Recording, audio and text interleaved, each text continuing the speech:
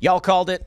We called it. Everybody saw it coming. Joe Biden is now offering up various forms of amnesty and pathways to citizenship for non-citizens as the country is being massively, well, just say invaded by millions of illegal immigrants. And the theory was that sometime before the election, Joe Biden was going to offer up some kind of path to citizenship for many of these people, and he is, which actually is leading to non-citizens and illegal immigrants being given voter registration forms.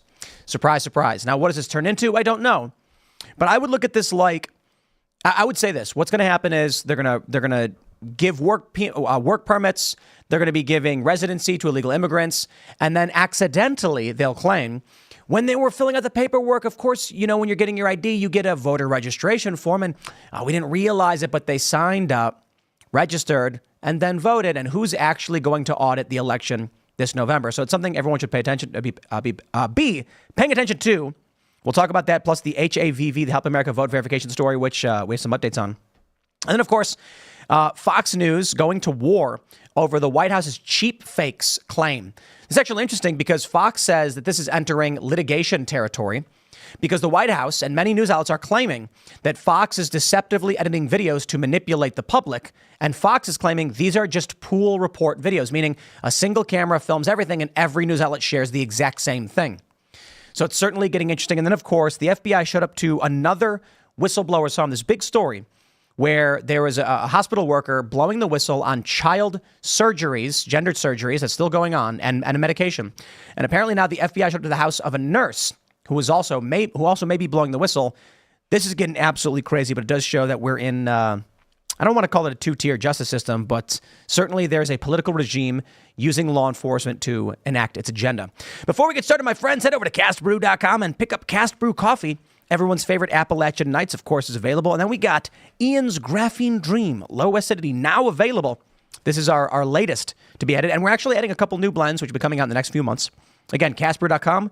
We sponsor ourselves. It's our coffee company. If you want to support our work, you can buy coffee from us. And also head over to timcast.com, click Join Us, become a member, and you can hang out in the members-only uncensored call-in show. That'll be coming up at 10 p.m. tonight. We do that Monday through Thursday, where you as members get to call in and ask questions and be on the show. So if you really want to be involved, if you want to ask any serious questions, by all means, become a member because you're also supporting this show directly. The show is only possible because you guys are members. And if you think the work we do is worth doing and we should do more of it, timcast.com, click Join Us.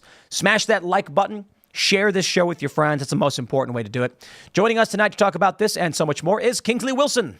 Great to be with you guys tonight. I'm Kingsley Wilson. I'm a Trump campaign alum. I currently do digital media at the Center for Renewing America in D.C., and I'm also National Committee Woman for the D.C. Young Republicans. And Ian Crossland in the house. Good to see you guys. Actor, musician, and co-host occasionally. How are you doing, Hannah Claire? Co-host when you're not traversing Florida. I'm Hannah Claire Bremla. I'm a writer for SCNR.com. Let's get started. Okay, I forgot what my intro is. Hi, Serge. Hello. Yeah, let's get started, man. All right, let's jump to this story from the New York Post. Biden says every country must secure its borders, blames Trump as Republicans decry new amnesty for 550,000. President Biden declared himself a champion of national sovereignty Tuesday, insisting every country must secure its borders as he announced new initiatives that Republicans decried as amnesty for about 550,000 long-term U.S. residents who arrived illegally. The 81-year-old president, who has presided over 3 years of record-breaking illegal immigration at the U.S.-Mexico border, tried to blame his predecessor and general election rival Trump while unveiling plans to quicken permanent residency for people living in the country unlawfully while married to Americans and to speed up work permits for non-citizens who graduate from U.S. colleges. So this other story, Biden announcing new measures to speed up work visas for Dreamers. This is exactly what we thought was going to happen. And I would not be surprised if in the next couple of months, Joe Biden announces more and more plans. He's already forgiven student loans he had no legal authority to forgive. He is now offering up paths to citizenship through executive order, authority he does not have. And at the same time, we are seeing law enforcement go after his political rivals. Nothing would surprise me at this point. It is crazy that he was effectively like, we're going to go by squatters' rights. If you've just been here long enough, we'll just say, okay, now you can be a citizen. The 550, it's 500,000 people who are married to Americans who are here illegally, meaning they are in the process of committing a crime by being here illegally. And then also about 50,000 children whose parents are here illegally but married to an American, they'll be shielded from deportation and potentially also given a pathway to citizenship, because they're saying permanent residency, but that ultimately leaves the door open to citizenship. I think it's a big slap in the face to anyone who's migrated here legally, who has waited for the visa or has had to go through the strenuous process of being separated from your fiance or anything like that. Biden doesn't respect people who respect the law. I'm hearing that, well, I think everybody knows this. If you try to come here legally, it's very difficult. And that's why, you know, Fox News reporting from the southern border, they've got people from China and other countries just walking in. And they're like, well, it's if we actually want to go the normal route, we can't. So we'll just walk in. They let us in. Then there's your criminal case is dissolved, meaning you're in limbo. You're not a citizen, but there's no action against you. What they're going to do is they're going to say permanent residency for DACA and for illegal immigrants that got married. You will now be given permanent resident status in this country. And then they're going to say, we will now create a path to naturalizing permanent residence. And the argument they'll make is, these are people who live here. They've been here for a long time. They're going to say, if you're a permanent resident who has been in the United States for longer than 5 years, we will give you a simple form to fill out to gain your citizenship. Then illegal immigrants who've been here for a long time will be given permanent residency. And then a week later, they can file for citizenship.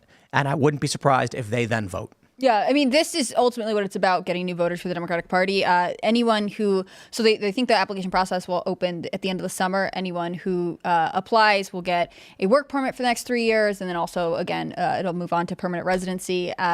I just don't understand why people would think this is a good thing, right? Like, it doesn't make sense to me that people are critical of enforcing border law while also saying, well, actually, we want to incentivize illegal immigration. We know illegal immigration is linked to drug trafficking, to human smuggling.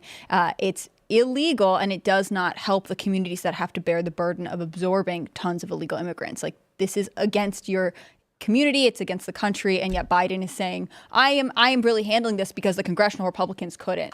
And I think, too, like, it definitely is an attempt to buy votes, right? Because Democrats are seeing the same polling that we're seeing. They're seeing that 63% of Americans support deportations of immigrants who are here illegally. 53% of Hispanic voters support deportations as well. Those numbers are shocking. We've never seen polling like that. So they're going to have to try to offer out as many goodies as they can up until November, because they need to lock in and secure these votes. And I hate the term dreamers, as if American citizens don't have dreams, right? Lake and Riley had dreams. Kate Steinle had dreams. And those dreams need to be put to the forefront. We can't, just cater to those who break our laws every day by being here and just put Americans, wishes and life goals to the back seat. That has to end. I'm going to start using the term dreamer to refer to someone who was victimized by an illegal immigrant. I think it's a good idea, because it happens all the time, and yet they don't matter enough to Democrats to do anything to enforce border security. Biden said during his speech today, when he was addressing this, the majority of Americans support this. Don't let the other side fool you. And you want to be like, this is literally not true. You are just lying. The second biggest issue, according to Gallup, behind Biden's cognitive function. Mm-hmm. I could see there are situations where ripping someone out of a community, even if they're illegally there, will destroy the community in a way that outbalances it. You've got prosecutorial discretion. You don't want to just throw everyone out. But maybe if someone's been married for 5 years and they're illegally here, but there's no minimum time for marriage. That's messed up, in my opinion, because if someone just broke in a year ago and then got married no. They have to have resided in America for 10 years, but it doesn't matter how long they've been married. I honestly don't care about any time frame for illegal immigrants. The idea that someone broke into my house and has been hiding in the attic, and then someone comes, well, to be honest, they've been hiding up there for 30 days, so they're legal residents. No, they are not. It's the more anarchistic look of, like, the Americans were illegal immigrants to this landmass, and they were pretty badass, and the ones that were really badass stayed to make a government. So if people can figure out how to illegally get in here and they're that awesome that they set up a badass community, well, like, I kind of want those people around. So the colonists who came here were not illegal immigrants. They weren't illegal. They came to underdeveloped territories. There were territorial disputes with many of the tribes that were here, and it was conquest, which is a big difference. Now, if you're arguing that people are coming here for conquest, I would completely agree with you, and then say, hey, we should reject conquest and not let people conquer us. Yeah, I'm against being conquered by people, especially when we have laws on the books saying you can't do this. I don't understand why Biden would say, I'm going to reward people who have been here illegally. Like, if you want to participate in our country, vote, you should value citizenship and you should value the nation, which means that you aren't gaming the system for your own wants and needs, right? Not coming to the country illegally is not a great way to start off your life here long term. I just don't think that should be reflective of the values that we encourage. It shows, too, that you have no respect for the laws of this country. And a lot of these people who are coming here, they make zero effort to assimilate. Whereas, earlier in our country's history, people went to great lengths, changed their last name even to sound more American, learned English very quickly. Now these people don't learn English at all. They have no, tethering to our history, to our constitutional values. And that has to be stopped. And a lot of these people, they're not contributing to society. They're living in free housing, getting free phones, free healthcare, and they're not working. So they're really just a drain on the economy. Biden said today that, he said it, and also his White House put out a statement saying, the average time someone in this situation has been here is 23 years, and they're largely from Mexico. And I think that was to soften it to the American public. But ultimately what he is saying is little by little, I'm going to make it so that I can give anyone citizenship in a way that benefits me. And I don't think that is a value we would want to be a way to build our country in the future. I think the values of our country mandate that people believe in and assimilate to American values. I also don't understand, if you've been here for 10 years and you marry a U.S. citizen, that automatically gives you a pathway to citizenship. So were these people just too lazy to fill out paperwork? Like, why are they still, not officially citizens? Yeah. Going back to what, you were saying, Ian, too, about if someone was here for a long time, ripping them out of the community is bad. I feel like that's kind of like saying someone could be a functional heroin addict. Like, hey, something bad is happening. They've been doing it for a long time. It's clearly not good for their health.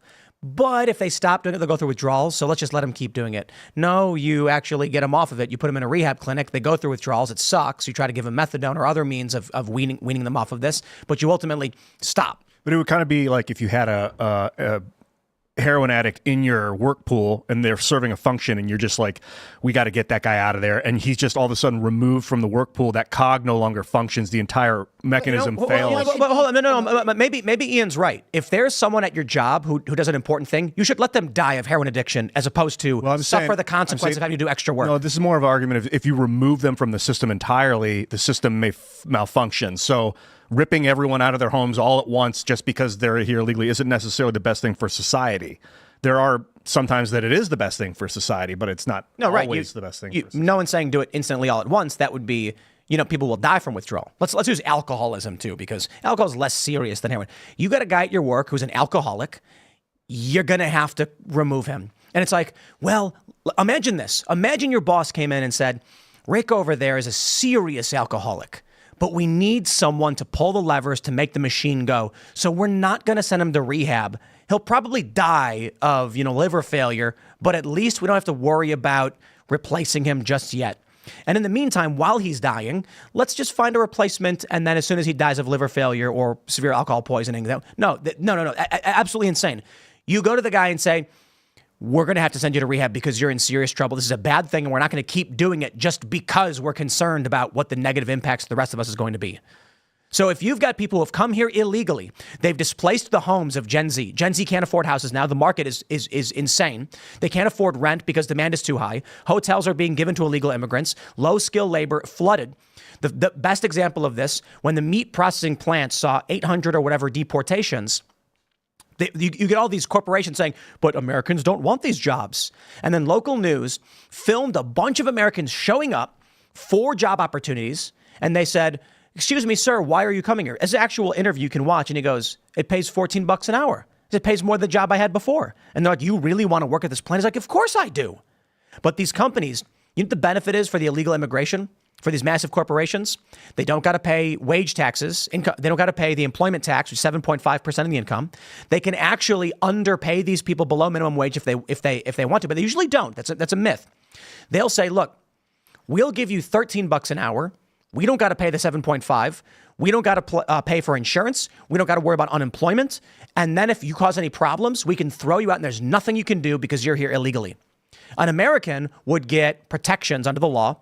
And the company would have to pay taxes for employment. This is why they want the illegal immigrants. If we were to deport the people who came here illegally, there would be way more jobs for Americans, and those Americans would make more money, and that would bolster the economy. So we are being dragged down by all these people skirting the system, not to mention outsourcing. So I don't agree with, let's just let it all keep happening because we don't want to be disruptive. When they deported all those people, what happened? Within a week or two or whatever, when they were reopening the plants, massive hundreds of people were coming in trying to get those jobs, and they were able to replace the people that were here illegally. I think, too, people freak out about deportations, ripping families apart out of their homes. Chris Hayes was whining about it on Twitter, how it's just going to be so horrific to watch. A lot of these people are going to self-deport as well. When you stop giving them the free housing, the free healthcare, the free phone, and you stop, just servicing their every need, a lot of them are going to leave. And I would be willing to even, give them a stipend perhaps to leave. I'd be willing to say, here's $1,000, get out. Inverse, what is it called? Perverse incentives, though. We'll see what happens. But if we stop catering to these people, a lot of them there's going to be no benefit to being here, right? Of course. That's why I would argue against. And also we can give them time. We can say, hey, we're going to deport people within the next 2 years. We advise that you get out before we have to come grab you. But if you're still here, that is what will happen. Right. But if you offer money to leave, then people will intentionally come here and then ask for the money to leave. Right. Well, you have to secure the border. It's a lot of moving parts. But let's jump to this story. This is the real concern from the New York Post. How non-citizens are getting voter registration forms across the U.S. and how Republicans are trying to stop it. Welfare offices and other agencies in 49 states are providing voter registration forms to migrants without requiring proof of citizenship, leading Republicans and conservatives to call for swift federal action to stop handouts. Every state but Arizona has been doing this. There is currently no requirement on federal voting forms to provide proof of citizenship, though it is illegal to falsely claim one as a citizen or for a non-citizen to cast a ballot in a federal election. Do you see the system that's being set up? Illegal immigrant comes in. Biden then says, we are going to give you a path towards citizenship. So for now, you get insert benefit. Go apply for your benefit. They do. When a person applies for welfare, that office will also give you a voter registration form. It doesn't matter if that form goes to a non-citizen because it's only illegal if they cast the ballot. Well, that non-citizen just goes, I don't know, I'll fill out whatever you give me. Now they're in the system registered. If you get 100,000 illegal immigrants voting, who's going to do that audit to make sure every name in that system is actually a person with an ID, an SSN, and is an actual citizen? I think Dominion no one's supposed going to do that. No, they're not. Somebody's supposed to, or the Federal Elections Committee or something. There's a committee that oversees Dominion that's supposed to be involved in that. Checking whether or not that the people who voted are citizens, nobody does that. All that matters is you're registered because this is the game they are playing. The assumption is you have to be a citizen to register. Otherwise, you'll be voting. When you vote, it's a crime. But then people who aren't citizens are being given these forms, which they will fill out and be on the voter rolls. Then when they get their IDs, because Biden's giving them amnesty in some form, they will show up and they'll be like, this is what I was told to do. And then no one's going to check this because they're going to be like, John Smith here on this voter form, he had an ID when he voted. He came in with voter ID. And people are going to be like, okay, I guess. Who's going to actually go through each name to determine the person's address, name, verify their ID, and if no ID, their social security number? That's not happening. So this opens the door to a large number of illegal immigrants voting in 2024. This is the thing that I think people keep waving off, that, because illegal immigration is actually about asylum and helping people and whatever else, that no, of course they won't vote. No, of course there won't be any consequences. No, of course it won't impact hospitals. It won't increase wait times when you need emergency medical care. But the reality is that it's not like people who come to this country illegally are sort of then disappearing into the air. They obviously have an impact on the community.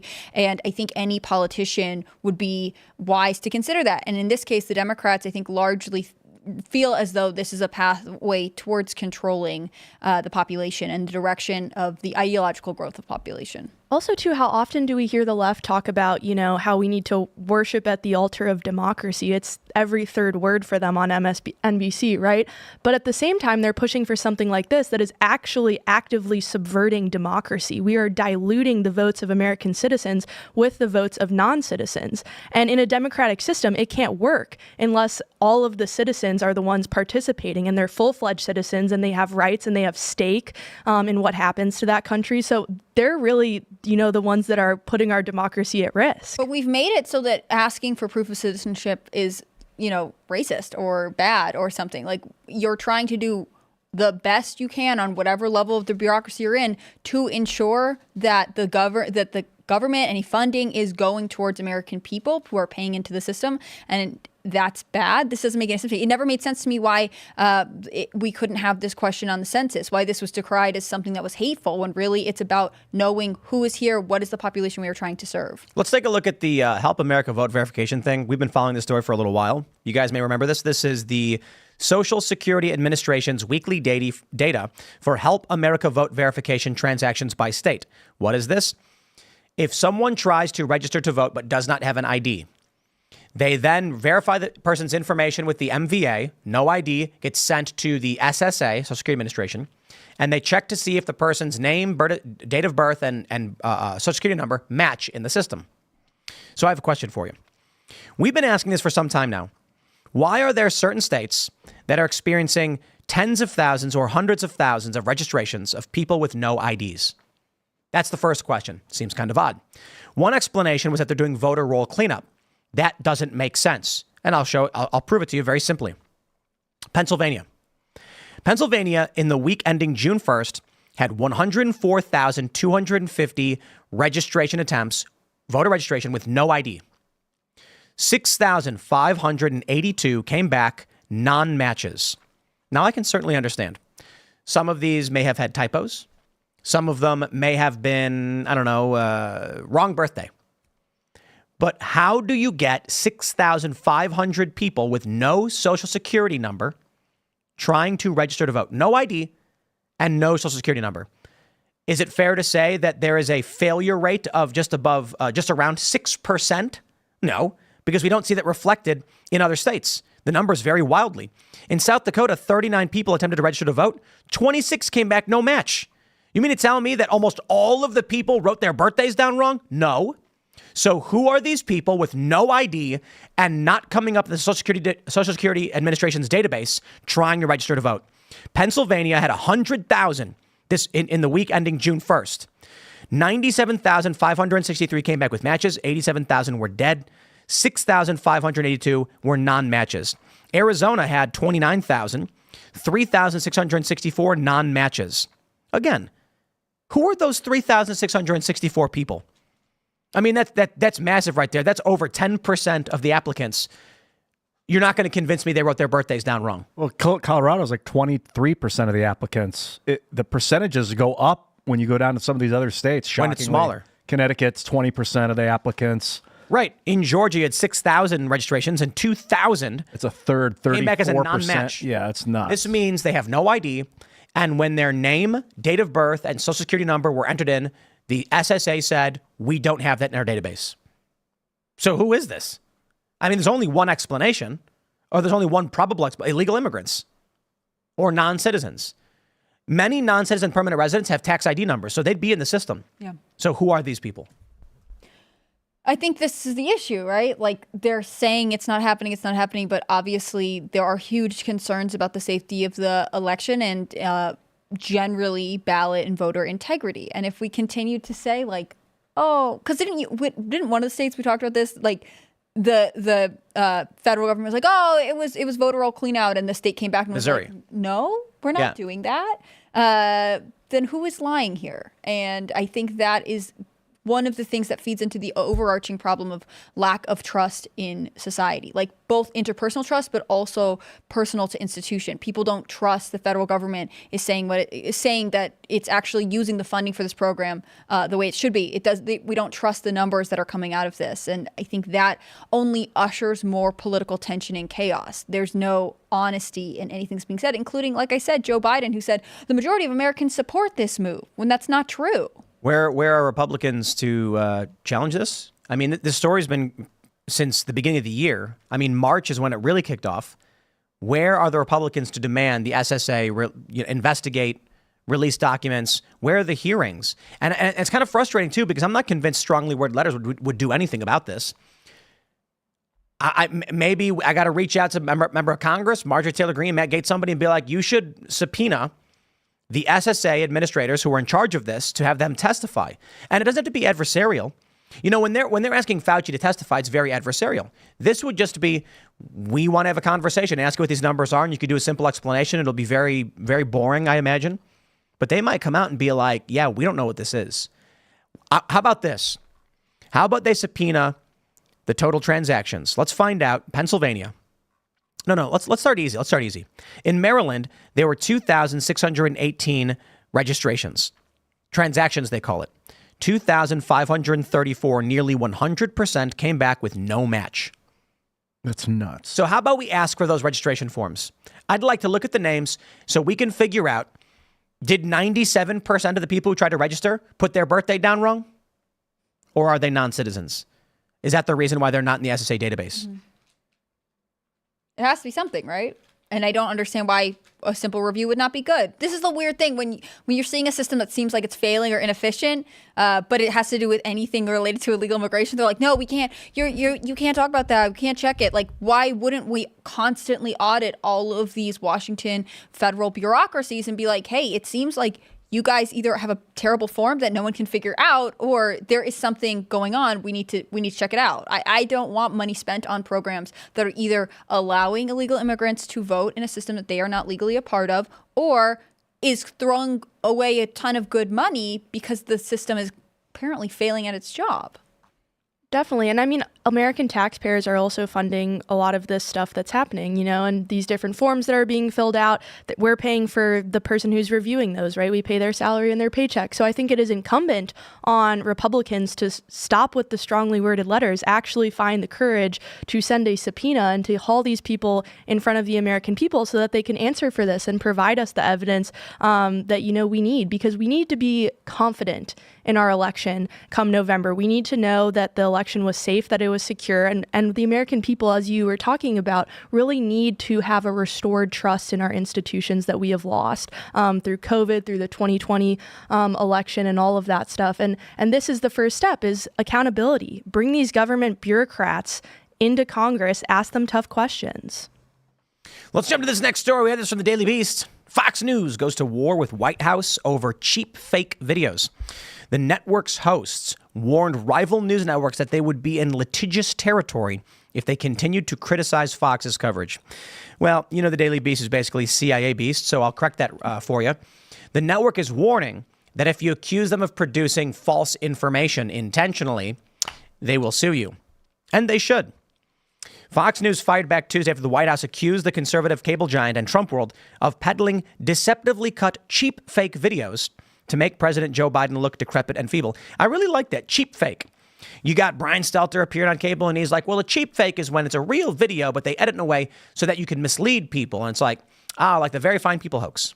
Do you think Corinne Jean-Pierre is going to start selling cheap fake merch? No, I think we are going to appropriate the word cheap fake to accuse the corporate press of every hoax they've ever done being a cheap fake. Oh. I like that term. It's really great. There's fake news, and that's with reference to a lot of the work they do.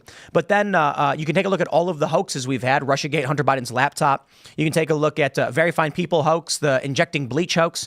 All the cheap fakes being pumped out by the corporate press. We ain't got nothing on them. Man, so my bigger concern with cheap fakes is how the corporate press pumps them out day after day. In fact, there's a cheap fake video going around right now from MSNBC. Or is it MSNBC? Nicole Wallace, where is she? Is she CNBC? She's claiming what they did was so the corporate press is running this cheap fake video where it shows Biden waving to the crowd and then cuts away to this ultra wide shot so you can't really see Biden or Obama anymore. Then it cuts back as they're walking away. When in the real video that stays the same focal point the entire time, you can see Biden freeze up for about 7 seconds before Obama pulls him away. So they've been running this cheap fake, trying to convince people that Biden is totally fine. But we've got all the videos of it. This is what they do. They have this other form of cheap fake where they translate for Joe Biden, and ChatGPT does this too. It's amazing. I asked ChatGPT what true international pressure was, and it said Joe Biden was trying to say true international pressure. How do you know that? Nobody knows what he was trying to say. I said, what about Batacaf care? And it sounded like he was trying to say better health care plans.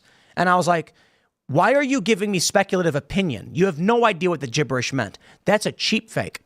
These media outlets, when Joe Biden garbles, so Joe Biden comes out and says, we're going to lower taxes on lower working class. They will write, quote, Joe Biden says, they'll write the exact quote. But when he goes, I got to tell Kim Jong, we got North Korea, the thing. They'll write, Joe Biden gave stern words to Kim Jong-un. They won't quote him if he speaks gibberish. That's cheap fake. That's what they're doing. But I will add as an aside, the bigger story here we're talking about is the rebut over Fox News opining on publicly available video is that the White House and corporate press outlets have accused Fox News of intentionally and deceptively editing videos and publishing them to lie to people and make them think Joe Biden is mentally unfit.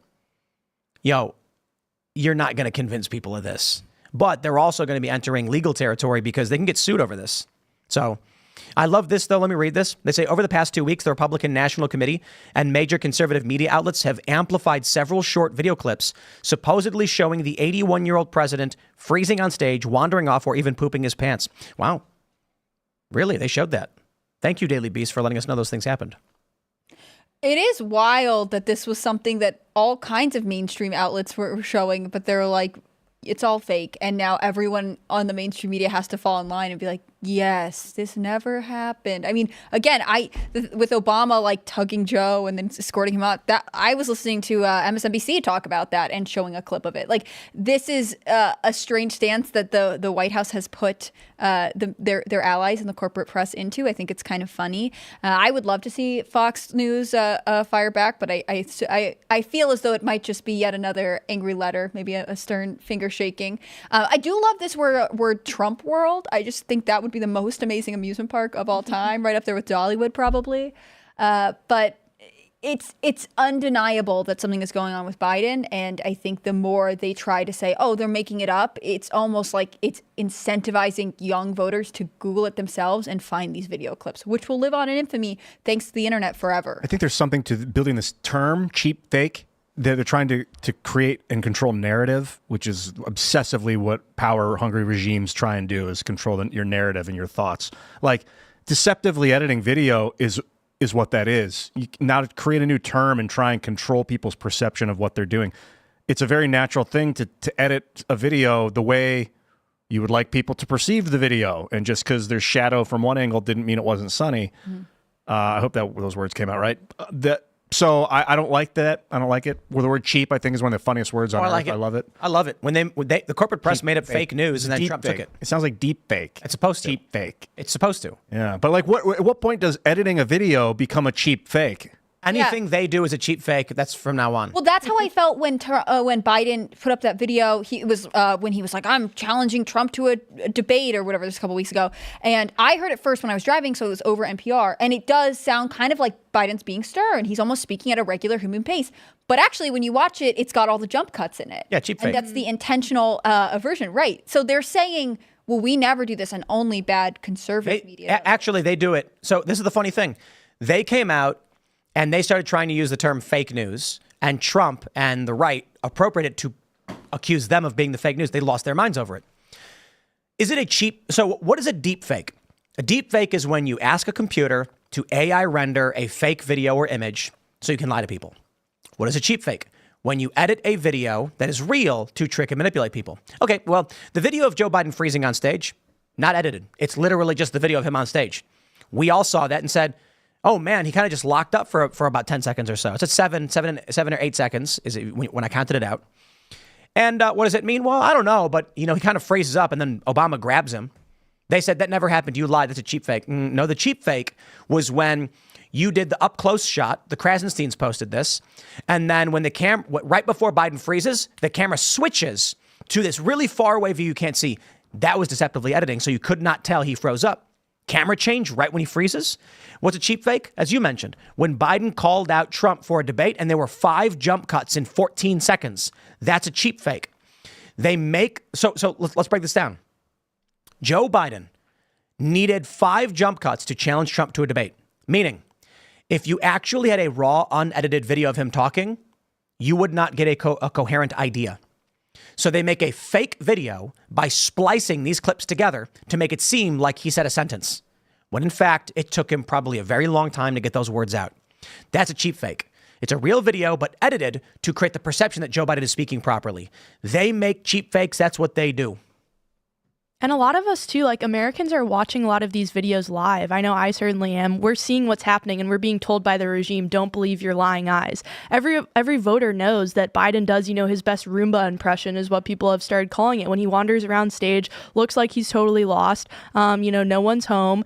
And they see that. And a lot of, I think, Americans too have experienced that with their family members, right? A lot of people have elderly relatives, perhaps people who do have dementia, and they know what it looks like. And it looks like President Joe Biden right now. So that's something that the left, no matter how much spin they try and throw at this, they're not going to be able to change that perception because Americans, thanks to the internet, are seeing it in real time and they're seeing it unedited. Right. And it's not like it just started happening. I mean, I feel like we've had a bunch of gaffes and sort of lost moments on stage in the past 3 weeks, but this has been true his entire presidency. We could all rattle off our favorite hits of this, right? Like, I remember one where he was, I believe, at the White House, there was a long red carpet and he was obviously supposed to turn at one point, and instead he just kept walking onto the grass, like got completely lost, and a Secret Service member had to sort of like sheepdog guide him back on course. It was crazy. There is a part where you don't want to be dramatic. You want to assume like, oh, maybe there is an easy explanation. But when it's happening this consistently, in addition to, the stiff gait, in addition to sort of this change in his voice, in addition to the slurred speech, like at a certain point, it's too much evidence to ignore. And I think that's also true for independent voters. I think they are the ones who are the most affected by the idea that we are in turbulent times, both economically and geopolitically, and at the helm is a guy who needs to be let off stage. Not a good look. Also now they're saying, it's these cheap fakes. In 2020, they were saying, oh, President Biden just has a stutter and you shouldn't make fun of people who have stutters. That's really rude to do. But if you look at old videos of Biden, that stutter wasn't there. This type of wandering around, this type of freezing up wasn't there. He was very cognitively with it, and now he's not. The American people can see that as well, especially independent voters. They can search, videos of Biden when he was in Congress, even when he was vice president, and it is night and day. Yeah, it's very We different. need Kamala Harris. We need her in. Put me in, coach. I'm ready. Yes, I would not like a Kamala Harris presidency. It's not even like I want. It's like these are the rules. When the president's mind is gone, you put the next commander in because the military needs a commander. This guy's Commander's still there. Obama's perfectly healthy. I hope he's in command. I don't know what kind of legal authority he has to negotiate on behalf of Dude, the president. Kamala's like the Joker. Have you ever watched her give a speech? She's sitting there and she's like, well, how's it going, everybody? We've got a big project working on helping these starving children. It's like, why are you laughing, lady? Like, I'm not kidding. Someone will be like, there were 17 children that were killed in this horrible accident. And she'll go, well, we're going to do what we have to do to try and get supplies in, but sometimes it's hard. It's like, she just laughs. Like her and Hillary Clinton were cackling fiends. That's how cackling. It's like their teleprompter is like, laugh here. And so they do it, but it feels very unnatural. And then it's like, get stern. And they have the similar hand gesture the whole time. It's very weird. And also, she's deeply unpopular, right? Like, in terms of inspiring another generation of voters, I don't think she's it. I don't think that young Democrats look to her and say, this is our gal, even though she is, a woman of color, which they thought was the key to win everything. I'd take the unpopular, deeply unpopular cackling fiend to this creature of the Biden White House. I can't. It's too dangerous to have that thing. I'm sorry, Joe. Have you in control of the military now is insane. You already messed it up with Afghanistan. I cannot imagine you having some sort of debate with Vladimir Putin right now would be sad. We're like less than a week away. Please resign. Or we're almost a week away from the Trump-Biden debate. I think that would be very telling to the voters. If they let that go normal, Trump's going to humiliate him. It's going to be devastating to Biden's legacy. And he's got to resign after that. We had someone on the show a couple weeks ago say basically that Biden can focus his energy for small bursts of time. And he was saying maybe he can handle, an hour or two on the debate stage and it'll be okay. And I have a really hard time believing that, because it seems like in the last couple of weeks, especially with the amount of travel he's been doing, he's got these fundraisers, he's going everywhere, that basically he has enough time to get to that point. It really seems like his energy levels and his focus are not great right now. On the other hand, if he is somewhat focused and is able to get under Trump's skin, I think the debate could backfire on Trump. I think Trump has to really push Biden on his record as president, as opposed to answer any questions about, you know, his convictions or anything else. Just it has to be about Biden answering for the consequences of his actions. And I hope it goes that way. But it's hard to say. Both personalities are, well, one personality is very fiery and one personality, I guess, depends on if the sun is up. Joe Biden is a lich. Kamala Harris is a cackling fiend. I just view them as weird demon monsters. Yeah. Trump is a jester for sure. But jesters were actually widely respected advisors to the kings that would say things that were shocking and offensive to try and keep the perspective in alignment, you know, think outside the box. Well, and like Shakespearean plays, the Falstaff character, which is typically like the clown or jester, some people will stage it as like a goofy, like very physical comedy, whatever. And other interpretations, it's sort of a calculated role. You know, they are able to trick and you know, reveal things in a way that other characters aren't because of their position in the social structure. Let's jump to this story. Speaking of cheap fakes, we got one. No lie with Brian Tyler Cohen, and he lied. I can't believe it. It's in his name. You know, he said no lie, and then he lied. Something must be wrong. He says, here is a photo of Trump having to hold someone's hand to guide him off stage. I'm sure this will get just as much coverage as the daily Biden old story gets. First of all, when you look at the image, it's very obvious he's holding his son's hand. He's on a walkway. His son is below the walkway, and he's grabbing his son's hand. His weight is not shifted in any way to be guided or anything like that. So as soon as I saw the photo, I was like, he's just grabbing Don Jr.'s hand as his son. Like, is he giving a high five or like a handshake or something? As it turns out, yeah, quite literally. The actual footage, here you go. Here's the actual video. Okay. Love the walk off. Yeah, we don't need the audio. There's Trump walking just fine. Give him a little squeeze. Right. He walks by, he's waving. There's Don Jr., his son. He grabs his hand, gives him a little tug, like, how's it going, son? Walks away. And it's so brief that you could miss it. Right. But they're implying he had to be guided off. And this is what they do with cheap fakes. Wow. This guy, Brian Tyler Cohen, BTC, you know, he was, I think he used to work for MSNBC or something, podcast covering top stories and interviews with the biggest names in politics. This is what they do. They accuse you have raw footage from a press pool showing Biden. Let me explain this ceremony. They're at the G7. They're in Italy. Paratroopers land. All of the G7 leaders are looking at this one guy, clearly there as a group for some reason, other press conference, press event, be on camera. Biden, without prompt, for no reason, turns around and then starts walking away towards a different group of people. The Italian prime minister, then they all start going like this, looking around, walking over to him. The group starts just spreading around. She grabs him and pulls him back to go back to the press. We all saw that happen. We're like, oh, Grandpa Joe's wandering off again. The media then goes, Biden was actually just greeting other paratroopers. And he was with a group for a scheduled press event and wandered off to greet random people. He has no idea what's going on. That's on video. Then you get Brian Tyler Cohen doing this because these people are liars. I also like this because if someone else had posted it, it's like, look at this father-son relationship. Like, Trump's on stage, his son's supporting him. Like, they have this moment where they're like, hey, how you doing? Like, you're doing a great job. Like, it's actually sort of a nice moment. And instead, the left can't see happy families. So they're like, well, this clearly means that he's weak and old and this whatever. And don't look at our guy too closely. It's very, very weird. Well, it's a rock and a hard place for Joe because his son's facing prison time. And he can pardon his son and then make it look like he's a crime family who's getting his son off the hook. Or he can sacrifice his son and it looks like a bad dad. It's tough, right? Mm-hmm. What should he do in that situation? Would you pardon your kid? Honest question. Would you pardon your son if they're on this guy? Me, I would. No. Yeah, I would. Not if they were Hunter. I think he needs that. You know how they say like the best I would thing because for, the gun law is unconstitutional. And I'd come outright and say this is but the Biden can't do that because he's not a two-way guy. He's a gun control guy. See, me, it's easy. I'm a two-way guy. I'd be like, ain't no way you're charging my kid because he incriminated himself. That's a violation of the Constitution, and these forms are BS anyway. Pardon in 2 seconds. Try me. Can you pardon some of the crime, the gun-related stuff, but let him go see damage for the tax evasion? That's a totally different charge. So you could pardon for one charge, but not all, whatever? He hasn't even gone to trial for the tax. You could pardon Hunter blanket for everything he All ever right, did. but Or you could pick a he hasn't- charge and pardon that. He hasn't gone to trial for the tax stuff yet. We're just asking. You're saying like if he is could- convicted of the tax stuff as well, Yeah. could you pardon him? Assuming he was convicted of multiple charges, course. you could pardon one of them. Right. Yeah. I mean, a pardon doesn't mean you've any crime you've ever committed has been absolved. But it could.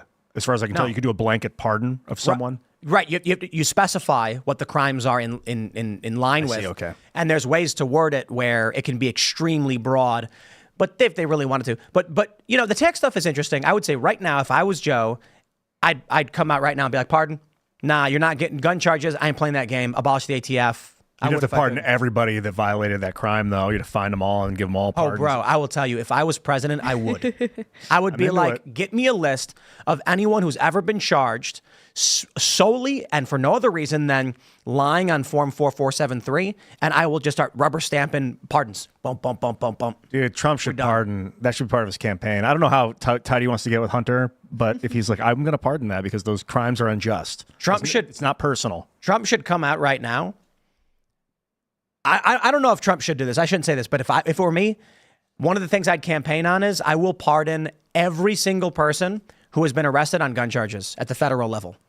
If you're a citizen of this country and there's got to be a review, it's not going to be overnight. You were charged with possession of or distribution of guns, depending on what the circumstances were, because some people might take plea agreements. They might have done something violent and then said, I'll plead to just the gun charge.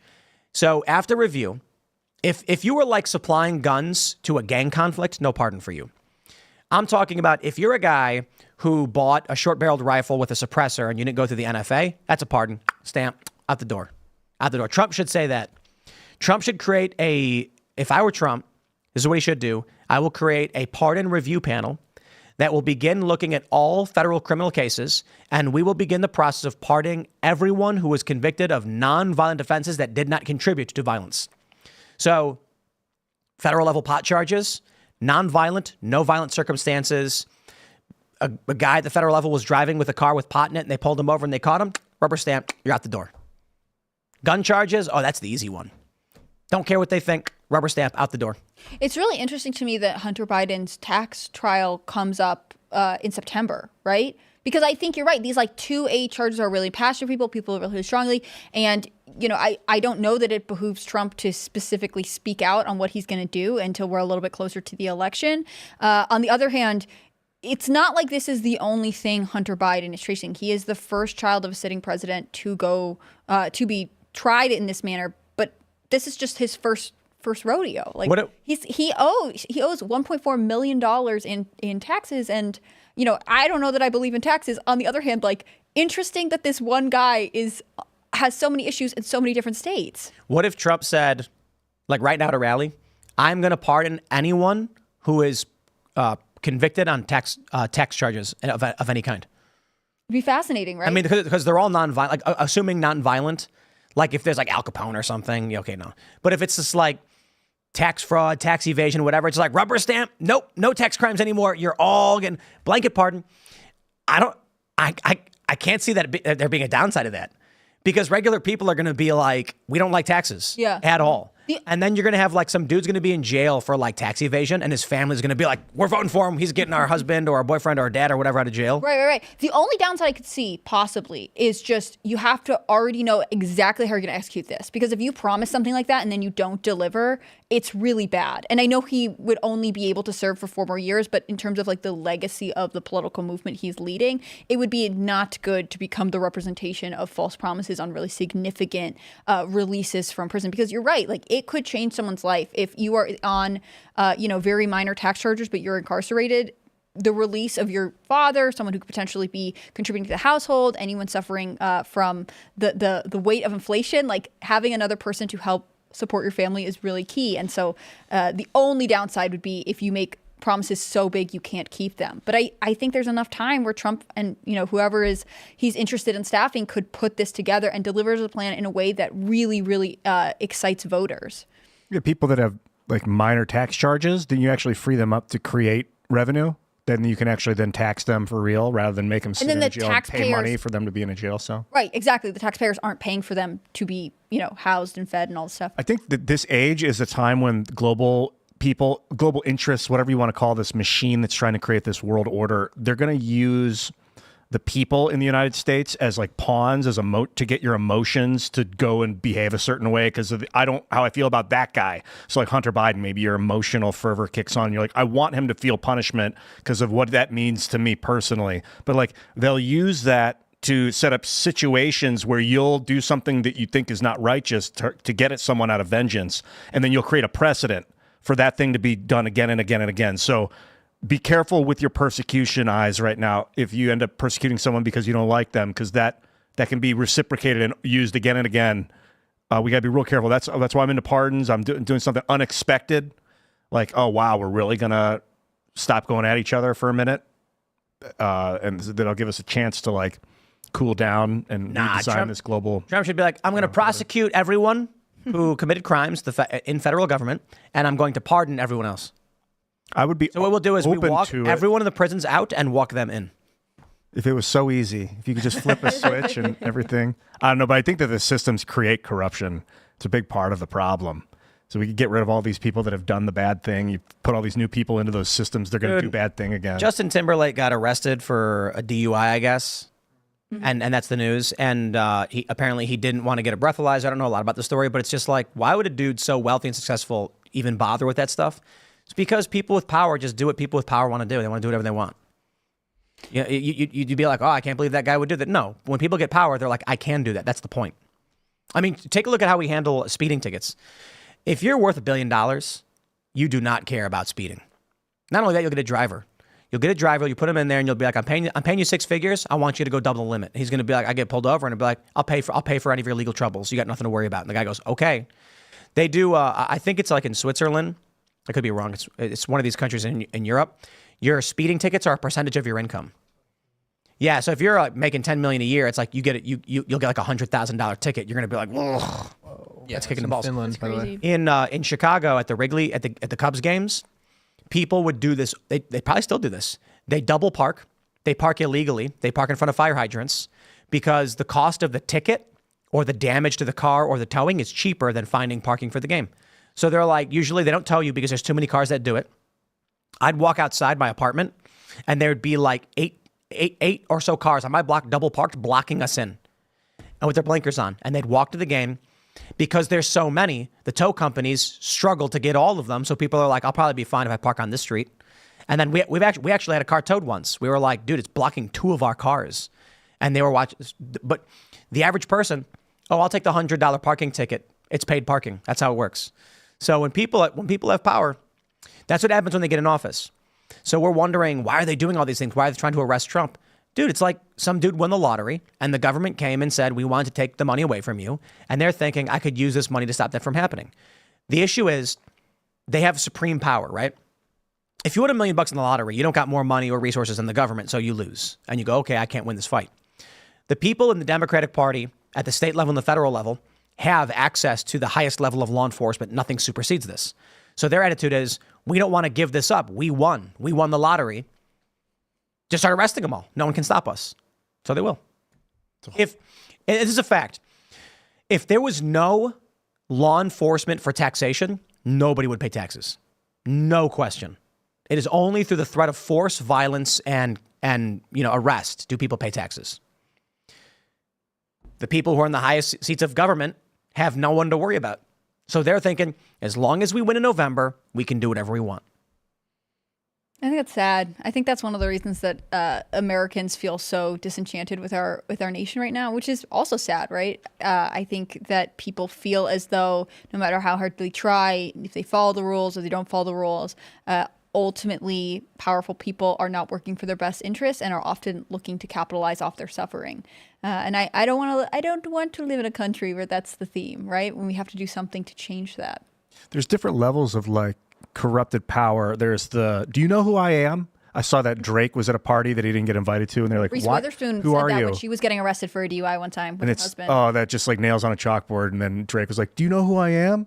I'm like, oh my God, that kind of power corruption where you actually think your body's worth more than other bodies. But you know why they're saying that? It's a threat. Yeah, it's sort of like subtle threat of like, can you imagine the humiliation you're going to face if you don't let me do whatever I want to do? Not humiliation. It's you are going to be so inundated with death threats. Your insurance company's going to cancel you. Your venue will get shut down. All my people you're picking a fight with all my people too. Do you even know who I am? But then the other one is like the utilitarian power, crazy corruption, where you just see people as ants, as like pebbles to be moved around in a pile to better organize the weight of the system. And you're so detached from the plebe, the common man. That's another kind of inevitable corruption, maybe. Being separated from the system you're trying to create or work on, it just leads to, malfeasance because you don't understand the system because you're separate from it. I think there is a problem where we have a justice system where it's a huge roll of the dice, and depending on your circumstances and who you like, what judge you appear in front of, if you get a sympathetic jury, if you're being tried in a state that's or in an area that's very liberal when you're conservative or vice whatever, that it's potentially destroying your life when you could have been a productive citizen. And I think there is a question of like, I think we need law and order, and I think that there are people who must be locked up. They are, threats to the people around them. On the other hand, we need a system that separates people who can bounce back from a minor offense and become healthy, productive members of our society, rather than being tagged in a way that ultimately means they can never recover from it. This is one of the challenges that I think Democrats talk about but don't actually do enough for. They'll say like, oh, we're campaigning for votes for felons or we're doing whatever. But also, as we have seen with their treatment of Trump, they are the first people to use judicial pressure to ruin someone's life. It seems horrible to me. Well, let's with that in mind, let's jump to this story. We got a tweet from ALX. Joy Behar is worried Trump will pull Maddow off and The View off the air. I saw that meme. I can't remember who said it. They said, Lord, it was Aaron McIntyre. He said, Lord, give me the Trump the left has created in their delusional minds. So here's the clip. Let's play it. So you said recently that you thought that you, as an outspoken critic, could be a target yourself. Some people think that sounds overdramatic, but I'm right there with you. I think that he is so vindictive that he will go after, however he has to, through the IRS maybe, or even, through sponsors to get us off the air maybe, or you. Yeah. How seriously should we be taking that? Well, so I was asked, am I worried about me? And my answer was, I'm worried about all of us. I'm no more worried about me than I am worried about everybody in the country. I think it's bad to have somebody saying, give me as much power as you can in this country so I can use it to go after other Americans. So I can use it to go after these subhuman internal enemies and I'll destroy them. Like, that's just not a good system for anybody. And I don't think anybody's safe if that's the sort of basis on which he wants to get more power. Well, remember when Nixon had an enemies list? That was a proud moment for a lot of people if they were on the enemies list. Maybe we need to turn it around like that. Well, I think that if he decides that he's going to go after you or me or anybody who's well known, we have resources. We'll likely be fine. But I think there's a pattern where he picks out individual people and effectively terrorizes them. But there's Stormy Daniels wearing a bulletproof vest to get into the courthouse, right? Once you have political violence, you have fascism following that. So Stormy Daniels chose to be in this space. But I just want to point out how they're telling on themselves. Yeah. The things they are doing, they're like, oh, Trump might do what we do. Yeah, Trump might do the exact things that we have done. I don't know, let's say to Mike Lindell, who had all of his products pulled out of stores. Or, Donald Trump, who's been the target of specific persecution. Or when she mentions the little guy, like, we have resources, we'll be fine. Yeah, when the big tech companies, for leftist reasons, went after all of these smaller Trump-supporting accounts. Or the Jan Sixers, the list could go on. It's crazy to me that but what's interesting to me is it feels like Joy Behar has no idea. She's like, it hadn't even occurred to her that the things that she is describing are things that they're actually doing. Whereas Rachel Maddow feels like she's like, well, as these are strategies we have observed, they might turn them on us. And it makes me think that there is sort of a level of sheep-minded Democratic voter that is like, no, but like when we're doing it, or this stuff is different because it's for justice and those people are bad. And she's like throwing out political violence because, 2020 was marked by left-wing rioters that destroyed cities, but that is not political violence to her. It's very weird. Whereas Rachel Maddow knows this is something that's happening, and that's why she's fearful of it. She is appearingly cognizant of the fact that she is describing things that her side, so to speak, is actively already doing. Yeah, and I think clips like this have started to become more common in the past 2 weeks, I honestly think this is them sweating. They see that we're seeing through the lies. They know what's coming, and they're fearful of it, and they're trying their best to, position themselves and defend from attacks and spin. But at the end of the day, I think they know that MAGA is an unstoppable force, and it's a popular one, and they're up against a real fight, and they're freaking out because their lies are about to come crumbling down. Yeah, I thought it was interesting when Joy was like, we're talking about a list. She said, "Oh yeah, Nixon had lists of people that maybe we should go ahead and do that before they do that to us." She's saying Nixon had an enemies list, and it was like honorable to be on it. So maybe we should consider it being a privilege and an honor to be deemed an enemy. Oh, of I Trump. see. Okay. Rather, she's not saying to create an enemies list. No, they already got him. I just also think there's a level of narcissism. Like, the first thing Trump is going to do, his top priority is getting The View off the air. He never took a show off the air, as far as I know, when he was president. No, he's not going to take a He show off never shut the a air. radio station down, not like Zelensky did. He never did he get anybody fired from their role in the news industry? I don't think he got one person fired. As far as I know, but we do know that that reporter from the Tennessee Star, who was publishing the manifesto, he's facing legal retribution for that. For what? He was publishing Audrey Hale's manifesto, and she's the shooter from the Christian school shooting, or Covenant School, and he is now facing legal consequences for this from the local government. So what you're saying is that the government does go after journalists, just left-wing governments? It's crazy. I think what Don would do, Donald Trump, is he would go personal at people he didn't like. He wouldn't be like, from the power invested in me, I'm stripping you of your wealth and putting you in prison for these. He would just be like, you're fat. Deal with it. And but the problem is, when he became president, he had all these people behind him, this new crowd of sycophants that were willing to live and die by the words, hypothetically, theoretically, or whatever, metaphorically. And so when he would insult people, there's this armada of people that would come and insult the person, in addition, that he didn't have before he ran for president. When he went from popularity 1 to 100 magnitudes, 100 times more popular. So that, I think, when people criticize his bullying tactics or his going at people one-on-one, it became kind of spiraled out of his control. When he would insult someone, it wasn't just like a one-on-one anymore.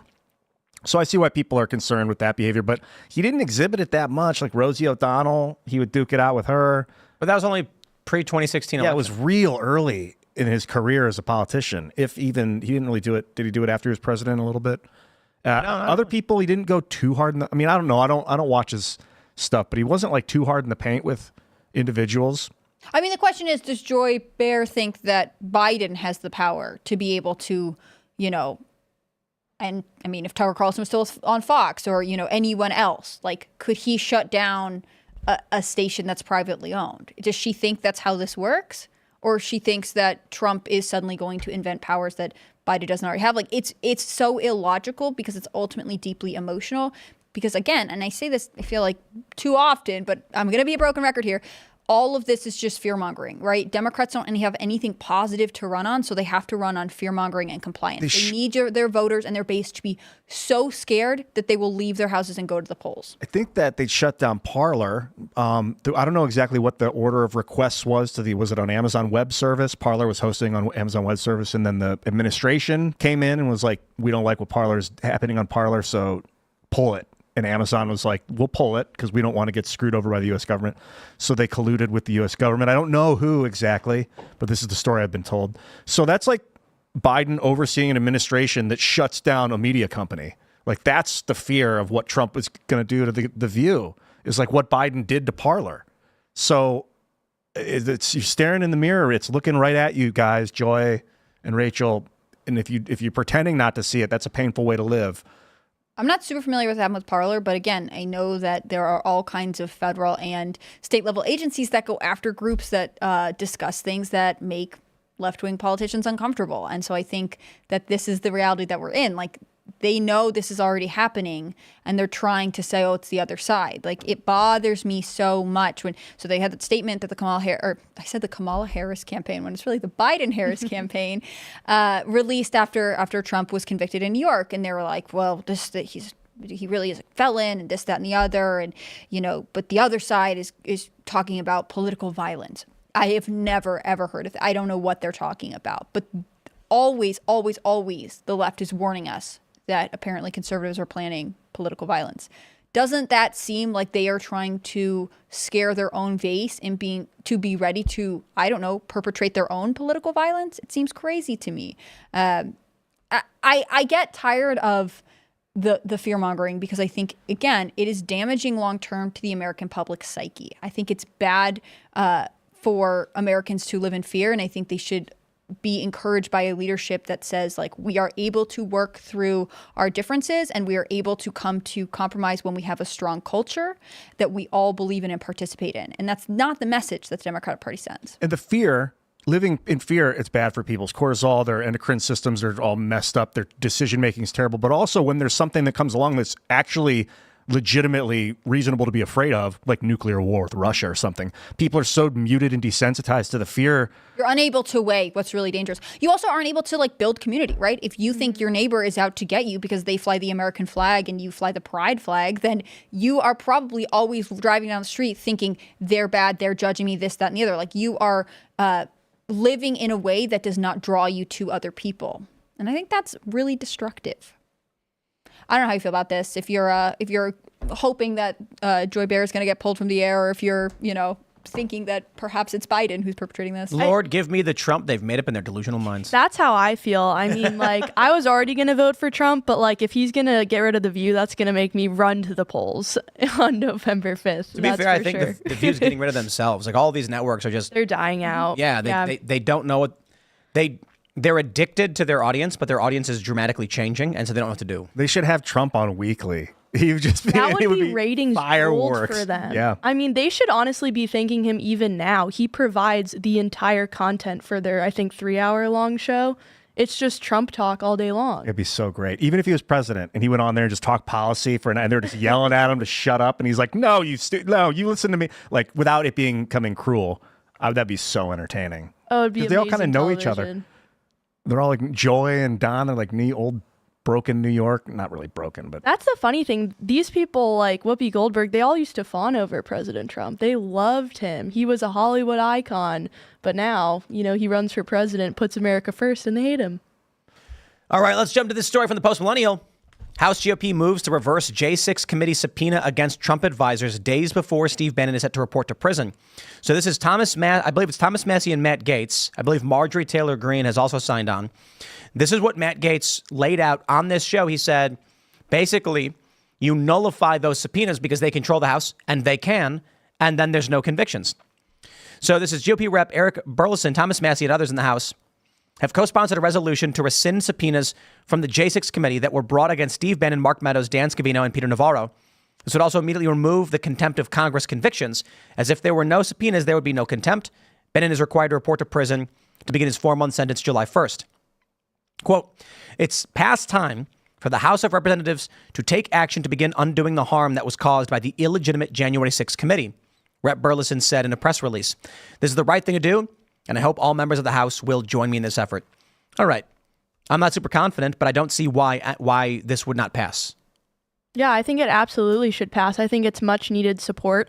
We saw Garland, just months ago on tape, the Attorney General of the United States say that he can defy and ignore congressional subpoenas that he doesn't agree with. So there is an obvious double standard here and two-tiered system of enforcement. If you're a conservative like Steve Bannon or, Peter Navarro, and you defy an illegitimate, that's another crucial point I think that people need to realize. The January 6th committee is not a legitimate committee. It had no authority to send subpoenas. It didn't have, a ranking minority member. There are a lot of other issues with it. So it didn't have any authority to send these subpoenas in the first place. But when Steve Bannon and Peter Navarro defied those, they weren't doing anything wrong. And for them to be, held accountable for that, but not Merrick Garland, I think it leaves the American voter totally confused, and they're able to see through it, and they're able to see that this is just weaponization of the judicial system.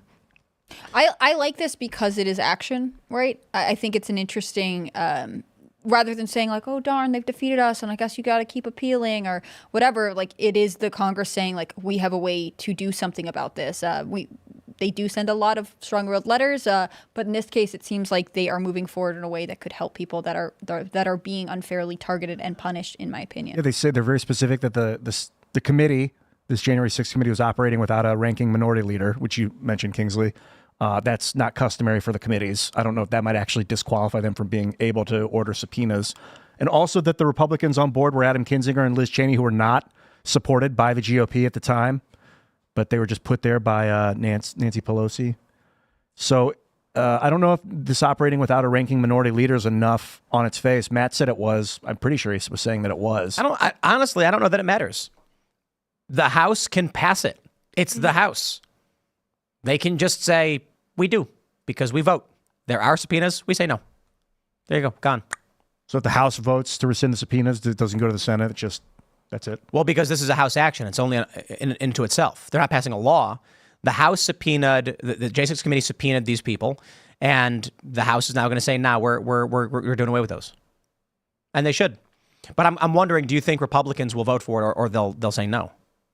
I think it'll definitely be a very clarifying vote. We'll get to see, who is willing to put their money where their mouth is. We see a lot of people on the campaign trail talk about the weaponization of the justice system, and they give lip service to what's happening to Trump, what's happening to Steve Bannon. But if we put this to a vote, we're going to actually see which members believe what they're saying and are willing to put their money where their mouth is. So I, hope to see that they're all the patriots they claim to be. Steve Bannon is someone who is a wonderful America First hero. I think he is really the architect of the Trump movement, and he's someone that we need to have in the ring as we approach November 5th. Absolutely. And that is why they're trying to take him out, right? They know that he is instrumental in this presidential campaign cycle, and they want to put him on the sidelines. It's been so obvious that that's, the entire game for them. That's why they're taking out conservative lawyers. They don't want to have a DOJ that's full of competent attorneys, so they're going after the ones that we do have. They're just trying to make sure that basically our entire bench is wiped out so that we have no personnel if we do win in November. What is the name of this resolution? Is there a name for it? I don't know that it has a name, does it? Look. Sorry, Hannah Claire, what were you about to say? Probably does. They always do, don't they? Mm-hmm. Yeah, I don't know if they included the name here. I think that that is sort of the crisis mode activity of government right now, and I think it almost speaks to how strongly how strong Trump is perceived by people, especially entrenched bureaucrats, because they're saying we need to make it difficult for them to start off on a strong foot, right? If going into 2025, these agencies are already staffed by competent conservative people who have American first values, then it'll be much easier to get things going. If you have to spend the first couple months, 3 months weeding everyone out, readjusting it, fixing staffing issues, then you are starting 3 months behind. A lot of presidencies have to do it. It's not crippling necessarily, but it's a delay. And it's sort of like saying, well, we don't think we'll be in positions of power come, January 2025. Definitely. And I think this is also what they're doing to Steve Bannon, Peter Navarro, and others. I think it's also a warning sign from the regime to other conservatives, right? This is what happens if you defy us. And they're trying to kind of scare us into submission. So I think all of us, from the January 6th attendee who's being harassed to, Steve Bannon and Peter Navarro, have to be willing to continually defy the system and, not submit and not be afraid of the crushing weight that it can exact on you. Do you think that the American people watch Congress closely enough to feel like actions like this are a good sign, or is it all sort of, drama within an already kind of enclosed circle? I think they pay attention, and I think that they want to see some action. Like you were saying, there's been a lot of strongly worded letters, stern finger shakings, but there really hasn't been any action from the GOP. And I think it's been frustrating for voters, right? Because we have had the House, the 118th Congress hasn't really sent any subpoenas. They haven't prosecuted people. They haven't, done anything I think that the American people thought they were going to do. We thought when we set up the weaponization committee that we were going to have, a new church committee, that we were going to really go after these government bureaucrats, that we were going to defund these woke and weaponized agencies. And now the American people with, just a few months left in this Congress are seeing that hasn't happened, and they're demanding action. So I think something like this is going to go a long way for voters who just want to see the GOP put up some sort of fight. Because as I was saying, we've been kind of all talk, no walk, and voters are really frustrated with that, and they see through it. I think we used to, pre-Trump, politicians used to be able to talk nice, and we didn't really think much of it. But now Trump has exposed both left and right how the system works, how politicians sell out. They tell you one thing, they get to DC, vote the other way, and people post-Trump are really just available. They're aware of that, and they're done with these kind of, just polished politicians that give them the right talking points, but then don't actually do the votes that they need to be making. That's what I liked about Tommy Tuberville's or Senator his hold on any military appointments and promotions, because of the DOD's policy regarding paying for people's travel when they're leaving whatever state they're stationed in to go get an abortion. And he was like, I don't believe in this. They should not be involved. That is ultimately funding abortion.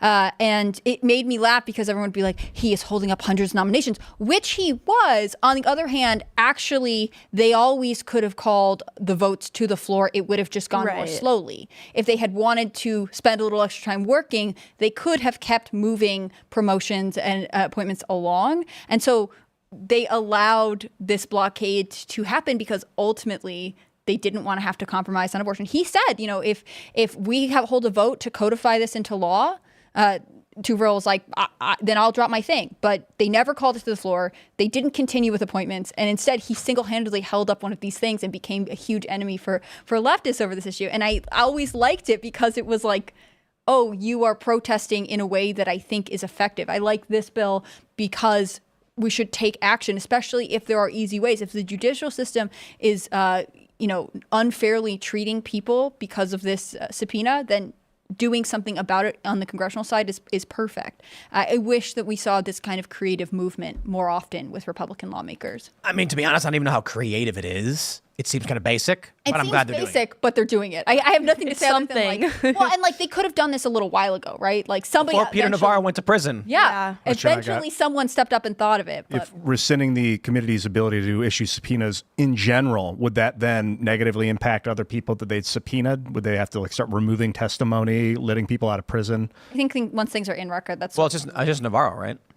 Navarro's the only one who's incarcerated right now. There's obviously other people who hang 3 other people, I think. Incarcerated? No. 3 other people that are going to be affected by this. Right.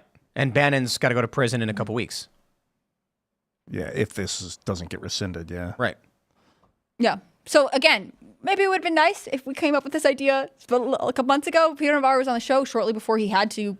He was in the middle of his final appeal, I think. And I wish we had come up with this then. But, better late than never. And I hope he sees some sort of restitution for it. Let's get a subpoena for this. We got the story from the Post-Millennial. Secret Service destroyed video evidence of Biden's dog attacking agent. White House tours stop to clean up the blood. Yikes. Wow. Who is this? Commander Biden? Was that his name? Yeah. Yeah. Commander. And he bit a bunch of people, apparently, right? Mm-hmm. Oh, he's bitten, he has, I think, almost 30 bite records. And to be totally clear, I do not hold this against the dog. I hold it against the Biden family for having a dog in an environment where it is not thriving. I mean, sometimes you get bad dogs, right? And I don't know what the appropriate response is for a dog that bites a whole lot, a muzzle. I think usually what most jurisdictions do is if a dog bites multiple times, they put it down. Right. Mm-hmm. They've had 2 dogs that have had this problem in the White House. It's not, maybe they got 2 dogs back to back, or maybe German Shepherds are a specific breed that have qualities for protection. And in this environment, it's not being trained to cue for protective, behaviors. Like, this is not rocket science. The Obamas had what, like a Labradoodle? They had like a tiny fluffy dog. Maybe this is not the place to have German Shepherds. I just got to point out something weird. Secret Service spokesman Anthony Guglielmi told the outlet that the agency abides by law for federal records retention, schedule that defines when certain types of records can be archived, destroyed, etc. However, Guglielmi did not have direct knowledge of the video in question, according to his statement. This guy has popped up a lot. Guglielmi. He's a familiar name. Wasn't he the spokesperson in the Jussie Smollett case, too? Let me look.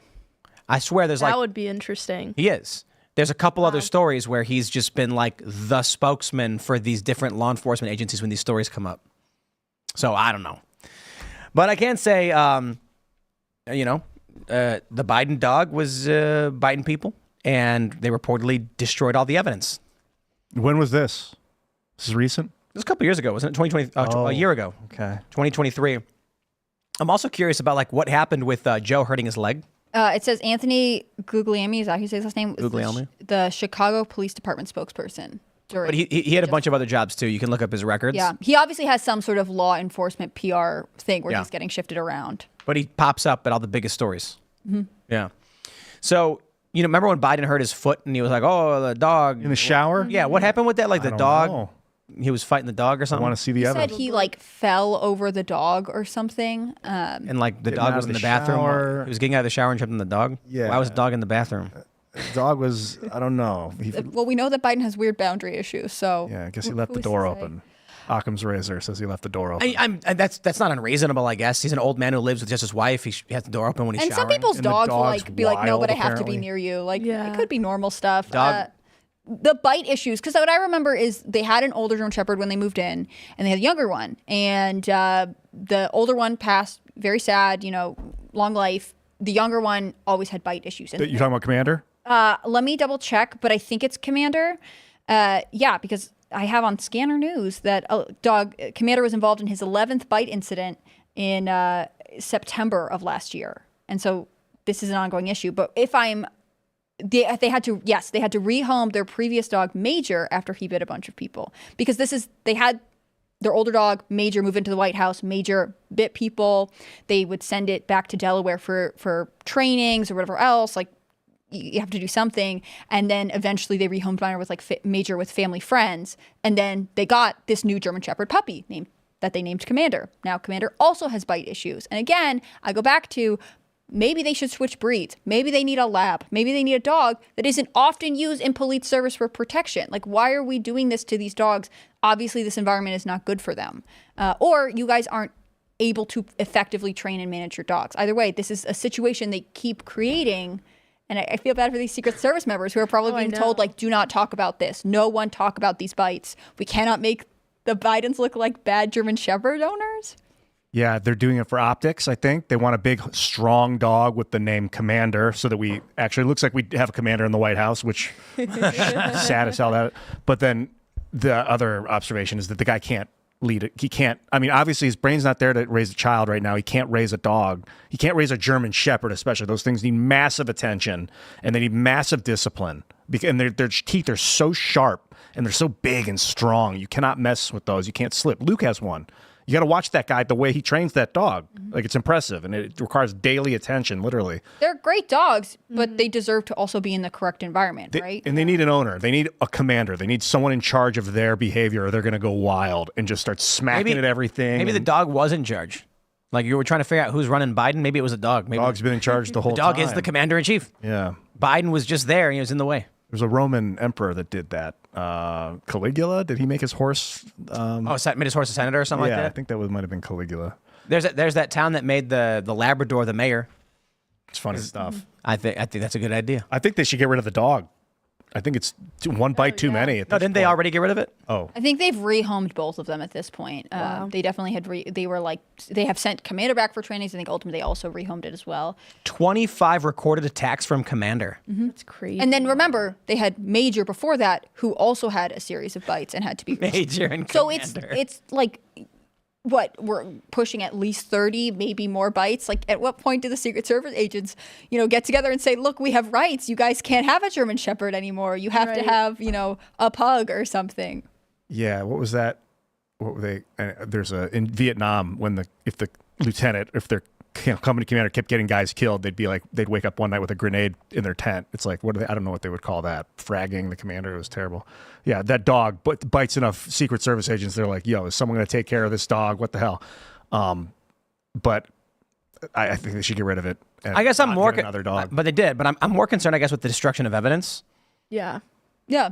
Like, is there going to be responsibility for this? I mean, Well, again, why did like they do you it? pointed out, that in other cities, dogs have like a 2-bite, if that, and then they can be potentially put down, which is really sad. And in Deadly this case, weapons. what? They're deadly weapons. Or euthanized is what I'm saying. I'm sorry to interrupt, but dogs, you treat them like deadly weapons.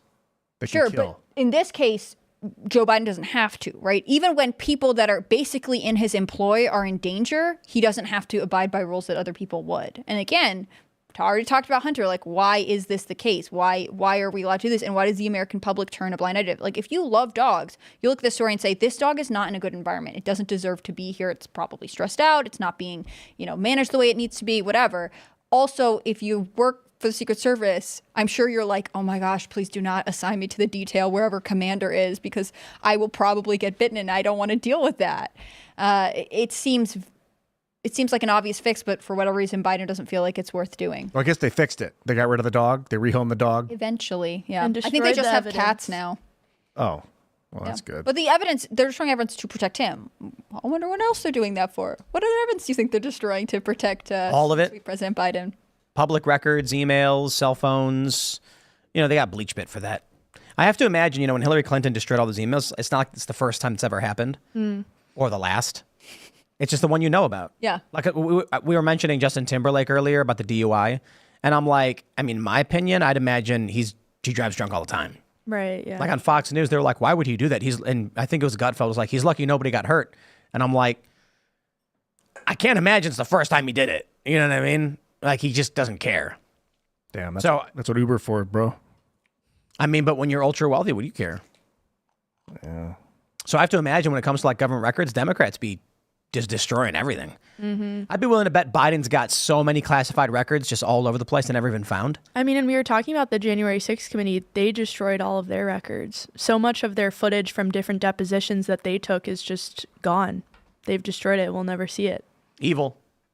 It's crazy. Welcome to modern America. That's why I'm just like, I 4th of July is coming up, but I don't feel like there's a functioning country anymore. We're being occupied by oligarchs. They're just doing whatever they want. I know. It's been like, I've learned about it in 2007 and got so black-pilled. It's just, this is what we are. This is what we have become, is the hollowed out tip of the economic oligarchy. That's a good point, Ian. Maybe what's really happened is that we shouldn't be black-pilled. The reality is we should be white-pilled, because before Trump, the deep state oligarchs were in control of everything with no say whatsoever. And people right now may be looking at it like, oh no, we're losing. Actually, for the first time, we're winning. Right? So 2007, well before Trump, the deep state's in control 100%. Nothing's changing that. Trump comes around, wins, and now they're panicking.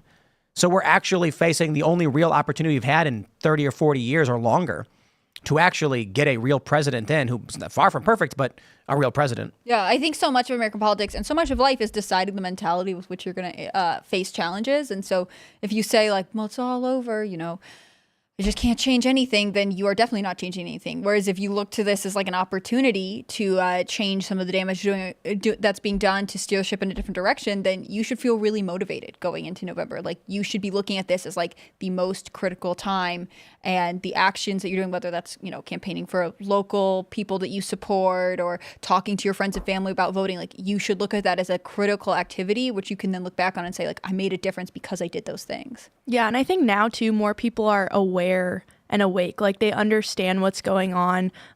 Pre-Trump, like, I had no idea how the deep state functioned. I had no idea that it even existed, or that, people in DC and the Beltway hated me and my values and were actively working against me, even if they were Republicans. I just had no conceptualization of that. But Trump, in many ways, was a great revealer, and he pulled back the curtain and showed people that the swamp is real.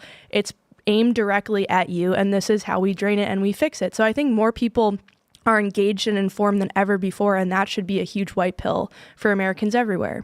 Yeah, with the knowledge of what's going on, that's the white pill, because we're tasked with creating a global government. Like, we're involved in the crafting of the mind of every human on earth that's listening right now.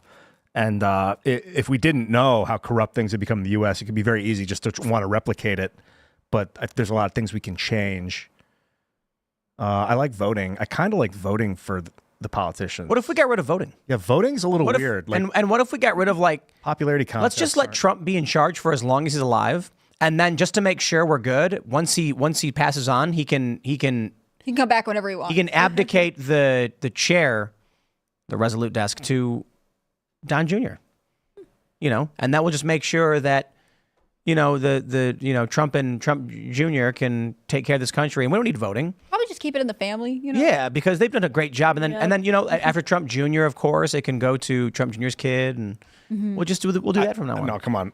That's like, I think it sounds crazy now, but like Hamilton had an idea very similar to that. He wanted basically an elected monarch. So you would have someone, that was elected, and then they would serve for life. And the check on them was basically that they could be impeached. Oh. And if you set up a viceroy, then you pick your heir, but then they don't have any claims. They just serve the role, and then when they die, their viceroy takes over. That's one way to do it. Be interesting. I think one of the I challenges... don't literally think a monarchy is a good idea. I don't either. We're just spitballing. We're just brainstorming ideas. It's just a conversation. Democracy, it's a nice, up to this point, it's been good enough. But like just mob rule popularity contests isn't necessarily the best way to get the best leaders into office. I'm sorry to interrupt. You were about to say something. I think too, like we've become much more democratic as our country's history has gone on, and I don't know that that's necessarily a good thing, and I think that it's kind of a rejection of what we were meant to be. Like, to me, what's the point of having a bicameral legislature, the Senate and the House of Representatives, that are both basically the same? They're both just directly elected. Senators used to be appointed by the governors, and to me that makes sense, right? You have two different chambers who are different. They're elected different ways and they do different things. And now they're basically just the same thing, just one serves longer than the other. And I think that doesn't, to me, make a whole lot of sense. Yeah, we were talking about this the other day. It'd be interesting to see if your state legislators voted and picked your your federal senator, because then at that point people are going to be really invested, or at least more invested in their local representation, because it will have this direct pipeline to the federal government that we don't have right now. If they had senators for 4 years only, they're appointed by governors, then I'm into it. If they're in there for 12 years, then I feel like the senator's going to put their buddy in there, and they're just going to set up a little co-opt. But if it's a short Senate seats, maybe 2 years, you go in there, you're appointed by your governor, you go in there for 2 years, next guy, that might be way, way better than putting people in long term. I think my ultimate interest is not having as much focus on federal politics. Like, I think empowering the states more than we do right now is the biggest deal. And I think to have that happen, you'd have to feel like on the state level, your decisions can't just be trodden on by the federal government, that you can hold a state office and really make a difference. And that was one of the things that I found interesting during COVID. It was really the governors who decided what direction their state was going to go.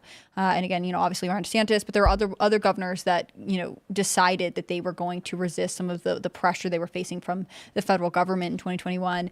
And that should be a reminder of how important the state system is, as opposed to saying like, well, how do we make the federal government work for us? We're supposed to have this check being the states. They're supposed to protect us from a government that's out of hand on the federal level. Well, all right then. Shall we go to Super Chats? Yeah. Do it. If you haven't already, would you kindly smash that like button, subscribe to this channel, share the show with your friends, head over to timcast.com, click join us, because we need your support as members to keep this show going, but you will get access to the uncensored member call-in show, where if you've been a member for at least 6 months, or you sign up today at the $25 a month level, you can submit questions, join in the show, actually be on the show and talk to us and our guests. It's good fun. We love your questions, and there's a great opportunity. But when you join the Discord server, you're hanging out with like-minded individuals as well, or you're arguing with them. It's good fun. They do pre-shows, after shows. So definitely go to timcast.com, support our work. Let's read your Super Chats. The Last Campaign says, howdy. Howdy. Howdy. Hello. Kyle says, Tim, any update on future IRLs for a live audience? I'd love to make a trip up and see flagship Cast Brew location. So we are waiting on, it's just so sad. The building's been empty for as long as it is, but there's so much work that has to be done. This is the challenge with a 126-year-old building. And it's probably why the guy wanted to sell it when he did. We have to do a ton of work. We submitted drawings. If it gets approved, then we can start doing the construction. So we did the one event in April. And right now we're actually prepping for the RNC, which is why we haven't been planning for the local event. But we will. And so hopefully we'll have that set up. The idea is to get it going once a month. We have this event where you can come to Martinsburg, West Virginia, and hang out for the actual show live. Last time we did it was with Dave Smith. It was really awesome. So that's super cool. Dave, of course, is back tomorrow, and we're getting the whole Libertarian crew in here.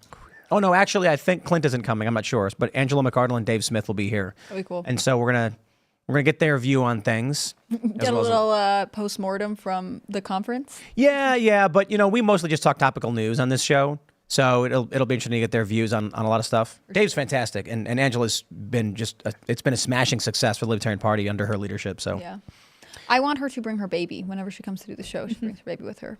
Shane H. Wilder says Buffalo Bills are starting a gay football team. Why is there a national gay flag football league? Gives whole new meaning to tight end and wide receiver. I'm pretty sure that it sounds like it's not true. Wow. I thought that was a joke when I saw it. Is it real? I don't think that sounds fake. Oh, there is. Oh no. Oh, it's real. Yeah, what is this? Buffalo Bills. This is real? This is a joke?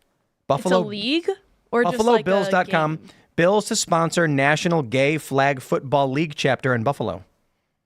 Oh, okay, just like a Gay flag football. I mean, dude, I don't care. Like, my attitude with all the culture war stuff is like, if they wanted to make transgender sporting leagues, if they wanted to make a reboot of Star Wars where everyone is like black, Asian, and Jewish, I'd be like, that's cool, man. Like, do whatever you want to do. I'm just not going to watch it. yeah. You know what I mean? Like, you make a video game. I understand people are upset when they change characters. Like, one of the big controversies right now is Assassin's Creed.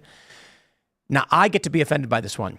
Because Assassin's Creed, you guys are familiar with this game? Mm-hmm. So, like, Ezio Auditore, I think his name was, right? I don't know. It takes place in Italy, and you play an Italian guy. And it uses real historical figures, and you play an assassin taking out the corrupt evil and stuff like that. You can do, in the American Revolution game, you play as a Native American guy. I thought that was also very cool. It's like Native American during the American Revolution. He's got a tomahawk and stuff like that. They do Japan, and the main character is a black guy. What? And it's just like, okay, look, I don't care if you make a black character, but how come we don't get to play a Japanese guy?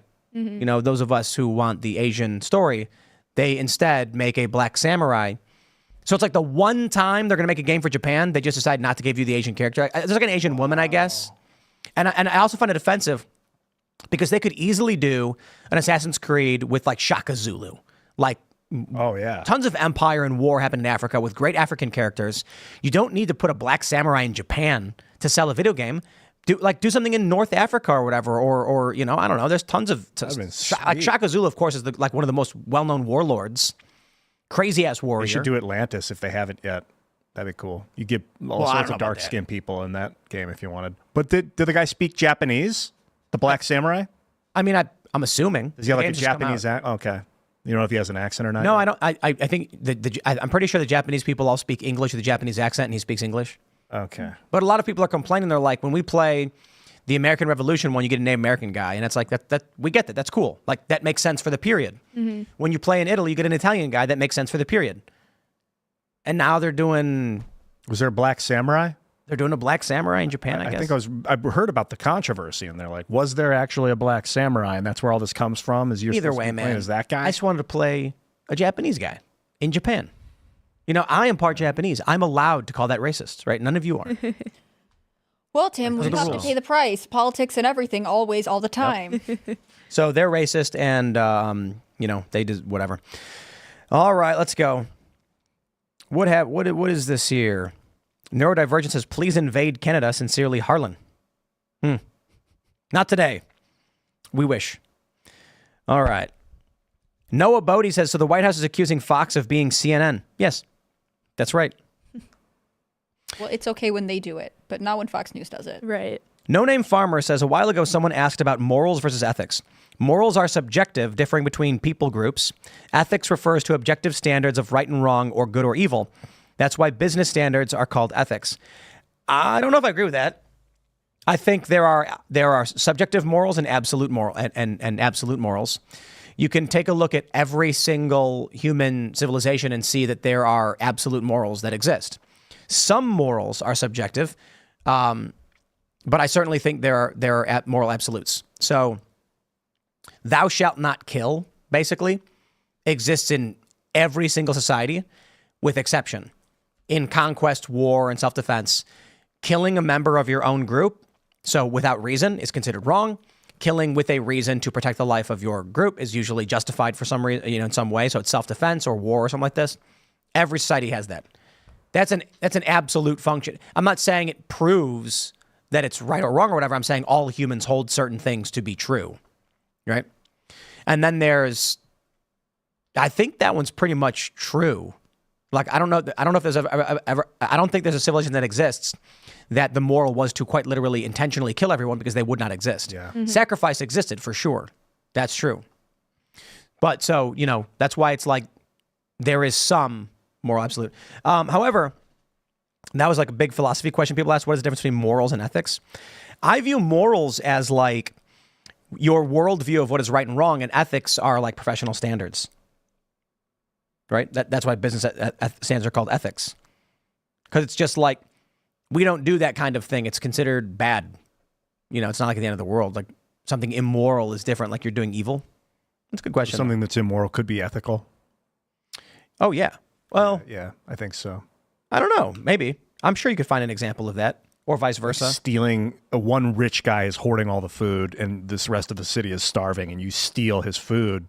It's an immoral act to, acquire ethical results. No, I think a better example would be like someone is trying to sell fruit on the side of the road, but they're supposed to have a certain sticker on their cart, and you, the inspector, let them pass. It's unethical to let this person sell their products, but you know that if they can't sell this food, their family will starve, and you know there's nothing wrong with the food they're selling. So the moral good is, I'm going to make sure this person he can feed his family and he can survive. I know he's not hurting anybody, and I know his fruit is good, but it's unethical to allow him to sell these things. Another example is ethics in Congress. They can't accept gifts greater than $100 or whatever. So that's not necessarily evil. It's just like we set that standard as a precaution against people who might do something that's evil. So it's unethical to give someone in Congress a gift of over, I think it's $100, but you're not really doing evil. Like if you give someone, I don't know, if you give them you take them to what's that Nusret for a dinner, and you give them something, a steak worth more than $100. If there's no intention behind it, it's not an evil thing to give someone a steak. But it violates ethics because you're not supposed to do it, because the barrier there is to prevent other people from doing evil. Mm-hmm. Because of the excessive power of the result, whether it's used for good or for evil. Anyway. Well, it's kind of like this. We could argue you can give members of Congress anything you want as long as there's nothing attached. The fear is someone's going to be like, hey, here's this, free gift of $100. Looking forward to that bill you're passing that supports my company. And so the idea is you can't give them gifts to prevent that. However, they do it anyway. Right. Like Matt Gaetz is saying, they'll be like, so you're gonna vote yes on that bill for more weapons, right? Great. See you at the fundraiser. That's all they have to say. Yep. That's immoral. All right, let's go. Von Huffman says requirement to take and pass the U.S. government class to vote. Agreed. I'd like to be involved in creating that course. You're saying that the U.S. government would have a class that you need to pass to vote? Voter ID requires you passing a test like you do at the DMV. You got to have voter ID.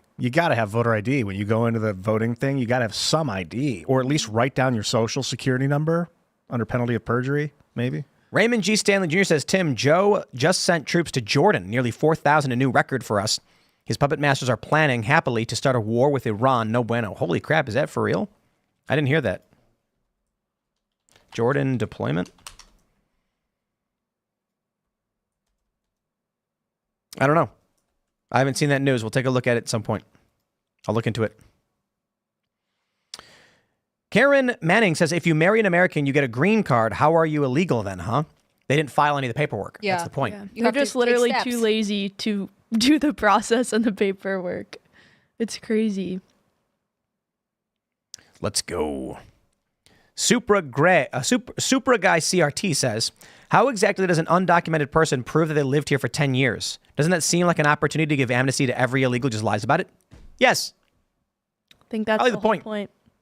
Also, I'm wondering how many activists are like, we have to let legal people stay here. Well, now just marry illegal immigrants and be like, look, I'm helping because this is a great way to help people gain citizenship. Like, there's no number of years you can be married. You can be married for 2 weeks and suddenly be like, oh, I'm ready to apply for my citizenship. And then Right. if they get a no-fault divorce, are you still on track for the citizenship? I bet. I think so, yeah. This reminds me of that show, like 90 Day Fiancé. Have you guys ever seen that? No. Yeah. They like fly foreigners here to marry them basically for citizenship. And it's crazy. But this is like, we're living in that show now, basically, through this executive order. It's crazy because like I know people who have, been, international couples and had to go through the process, and especially during COVID, like huge delays, lots of issues. Typically when you have your green card, you can't leave the U.S. for a certain amount of time. Like that means you can't see your family if they can't travel to you. And instead, Joe Biden is like, thank you for sticking by the rules, but I favor the people who break our immigration rules. They really deserve my support always. It seems terrible. All right. Wrath of Metal says, my wife is trying to immigrate from Uganda to here.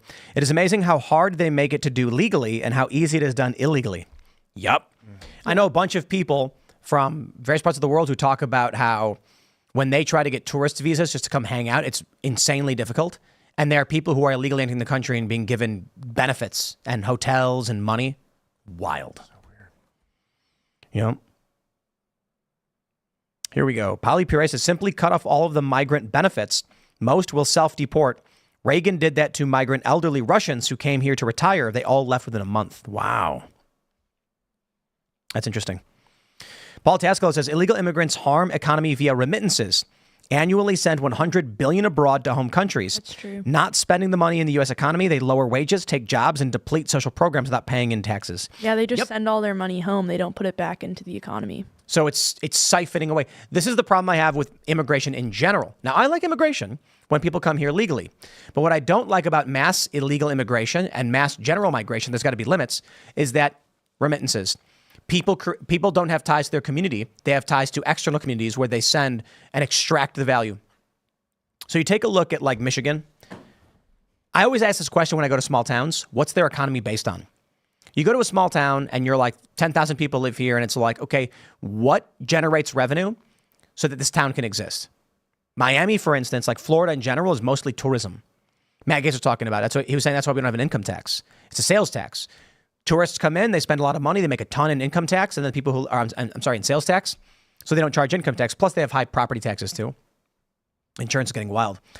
But I always wonder that if you have a town that say like, this is, you guys ever see the movie, was it Tommy Boy? Mm-hmm. Yeah. Chris Farley back in the 90s. Funny movie. That town they lived in, the Callahan auto plant or whatever, brake pads, if that factory went away, everyone loses their jobs, the town's dead. What fuels the town? Just those brake pads. So that factory makes the brake pads, sells them externally to the nation, and the money comes in, paying all the people, which funds the restaurants and the gas stations, the convenience stores. All the money is coming from one thing and being dispersed. So then all the people who work there go to the grocery store. They spend all that money at the grocery store. The grocery store uses that money to buy foods from a regional distributor back to that town. When you get a bunch of illegal immigrants working there, they get paid from the job. They don't go to the grocery store. They send the money back to their home country. So now the local area that needs money coming in to fuel the growth of the economy is stagnant and people are struggling. Things are falling into disrepair, beginning to fall apart. Crime is going up because money is being pulled out and sent away. I think, too, what a lot of people don't realize about illegal immigration is that it really does hurt the countries that of these people where they're coming from. Like, if you have a country, say, like India, for example, you have really, really poor people there who would never be able to afford to come to the United States. They would never be able to buy the plane ticket, go through the expensive and cumbersome immigration system if they do that, or even cross the southern border illegally. It's just not feasible for them. And then you have really, really wealthy people in India who, are living like kings. They have no desire to come to the U.S. because they're living great in their own country. But the people who are coming to the U.S. are the middle class. So you're totally hollowing out the middle class of basically every country across the world. And that is just kneecapping that society so that it can't function, because if you don't have a thriving middle class, you don't have economic growth. I think every state should have their own currency and the U.S. dollar. So if you're in West Virginia, you can use U.S. dollars wherever you want. Everybody takes them. Or you can use West Virginia dollars. Why? This is a really fascinating thing that I learned about. I watched this documentary like 20 years ago. And they had, or I think it was like 15 years ago, they talked about the Ithaca Hour. Ithaca, New York, created their own currency called the Hour. It was just a local currency that only worked in this one town. And they actually saw a massive standard of living improvement. Why? Ithaca Hours can't leave Ithaca. So they're being traded amongst each other, and people are engaging in trade using this trade medium.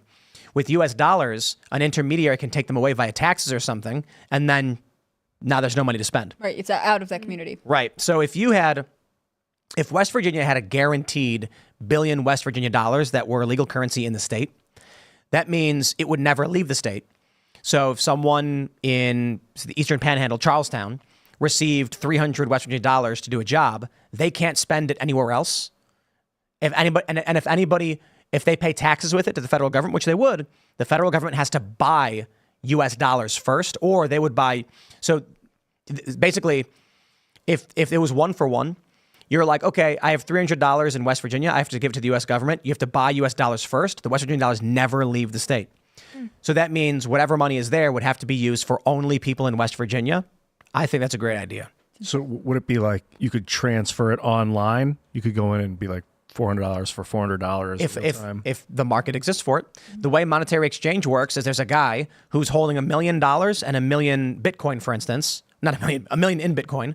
And then you say, I'd like to exchange my Bitcoin for dollars. Well, you're basically going to a guy and saying, give me your dollars in exchange for my Bitcoin. That's it. You're just selling. So if it was West Virginia dollars and US dollars, there would be a bank and you'd be like, I want to buy West Virginia dollars. What would they do? They'd charge you $10 to do it. So they make a little bit on top for the exchange. Their goal is to hold enough West Virginia versus US dollars, probably through deposits, so they can act as a currency exchange.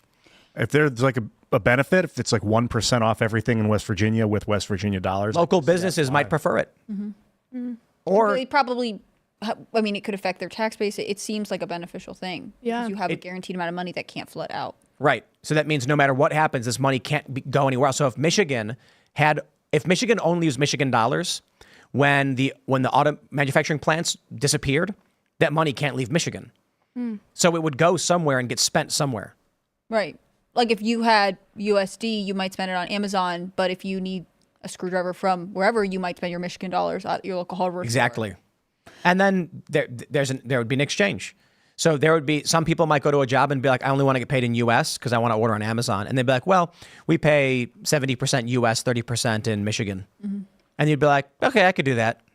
That makes sense. Because the Michigan stuff is going to be great for my groceries and my, day-to-day operation, my laundromat. You go to a restaurant in town, Right. pay with Michigan dollars. Yep. I do want to say that I can confirm that there are almost 4,000 troops in Jordan. The White House reported it to Congress on June 7th. Why are our troops in Jordan? And were they deployed there recently or what? At the request of the government of Jordan, approximately 3,813 United States military personnel deployed to Jordan to support defeat ISIS operations, to enhance Jordan's security, and to promote regional stability. I was just told that ISIS was destroyed a couple days ago. Well, Jordan's government asked ISIS. for our troops. So Well, it's what is it called? ISIS-K or something now? I think so. New I ISIS. love how we always are like, we're going there for regional stability, and then we just leave every single region more unstable than we found it when we left. And they're like, at the request of the Jordanian government, you're like, hey, ask me for my troops. I would like to Right. send them to the border, but at the request of the American government, we can't do that. Very weird. Matthew Schneider says, today is my 33rd birthday, and I just received my archery instructor certification. It's a good day. Keep up the good work, Timcast crew. Big fan of the show. That's cool. Happy birthday. Yeah, When I was in straight high and school, true. we had a physical education requirement, like we had to do gym, and one of the units was archery, and I always thought it was the coolest thing. That's so Back at the castle, we have a compound bow, and I did everything wrong. It was never zeroed. I never used the sights, but I got really good with it. And so, I would go up on the balcony, and it's probably, 100 yards, and I could hit every target. These little tiny steel targets. What were you doing wrong with the bow? Well, I mean, I wasn't actually, I wasn't using it properly. Like it wasn't tight. I don't know the specifics. Well, I don't know. I got it. I think we got it at a store. I told the guy, just make it work. Is that green one? No, it's the white one. And so there's a sight on it, and there's I just ignored all of it, and I just fired it until I figured out where the arrow was going to go. Yeah. I got pretty good with it. Probably bad. Probably should actually get instruction so I could do it properly, but it was fun. Archery is a lot of fun. A certified archery instructor at one point in my life because I worked at a summer camp. They made us do it. And I remember in our booklet, because you have to take a test, there was a diagram of where you hit on the target. And it's if you're hitting here, then you need to adjust your stance like this, or you're aiming like that. And I always found that really fascinating that there's almost a strategic way to think about how All I knew is your body. I would aim and then release, and then wherever the arrow went, I would adjust by moving slightly. Did you see the video of the guy who could fire 3 arrows a second Oh yeah, something crazy. He's holding the arrows in his hand. And he's going like, yeah, he'd like jump off the wall, and like as he's doing a flip, he can fire 3 and hit like an apple across the room. We had Crazy. a couple composite bows, a couple recurve bows, and a compound bow. And I bought a traditional Hungarian composite bow, and the draw like what's the pull weight or draw weight or whatever? It's really low. It's like 20 pounds, and it's like just really easy to draw. That's so cool. That was fun. Those. Yeah, super fun. And those horseback archers are no joke. That was a revolution in warfare. When what was it, Genghis Khan, the Mongols or whatever? For sure, yeah. When they the Mamluks too. When with the advent of horseback archery, it was an unstoppable force. Fight like armies had no idea how to deal with like running full speed at high speed and just. I think the Huns did it. I could be wrong. Yeah, the Huns came in hard, and then the Mongols later. And Can you imagine being able to fire a bow and arrow while riding a horse? Yeah, wild. That would be tough. I'm sorry, but that needs to come back as something we train people how to do. I played a lot of Mountain Blade and did a lot of horse archery, but it's just not the same. Definitely not the same. Riding a horse. I did it virtually. Let's grab some more. We got this. Ellen Thompson says, thank you all for what you guys do there. Pop Culture Crisis, Actual Journalism, Boonies, Chicken City, Inverted World. I'm OG and love watching facts change your perspectives. Appreciate it. Dude, shout out to you. Ellen Thomas, is that who that was? Thompson, Ellen, nice job. Right on. Rock. Shoots says, my wife and I pay $2,000 every 2 years just so she can pay taxes legally. It's a stream of income for the government. There's only one extra perk to allow us to try to obtain citizenship, but you still spend $15,000. There are good DACA recipients. Oh, was there an earlier super chat here from you that I missed? Or is that just a reference to, I don't know. Sounds like he's saying his wife is DACA. Yeah, she's right. DACA. And they have to pay a fee, a $2,000 a year fee to file taxes. There was one super chat from someone who said that they were a DACA recipient. See if I can find it. What does that mean, DACA? DACA is the Deferred action for childhood arrivals. So people whose parents brought them across the border, or they were, somehow came across the border illegally as children, but they've grown up in the U.S. I swear, if someone jokingly said Tim Pool for president, if I ever ran, which I won't, but for the libertarian ticket, I would just be like, I don't care about any of your arguing, nitpicking, weird conversations about this, that, otherwise, historical context around defund the police and COVID. Don't care. I'm going to pardon all people who are arrested for gun sales.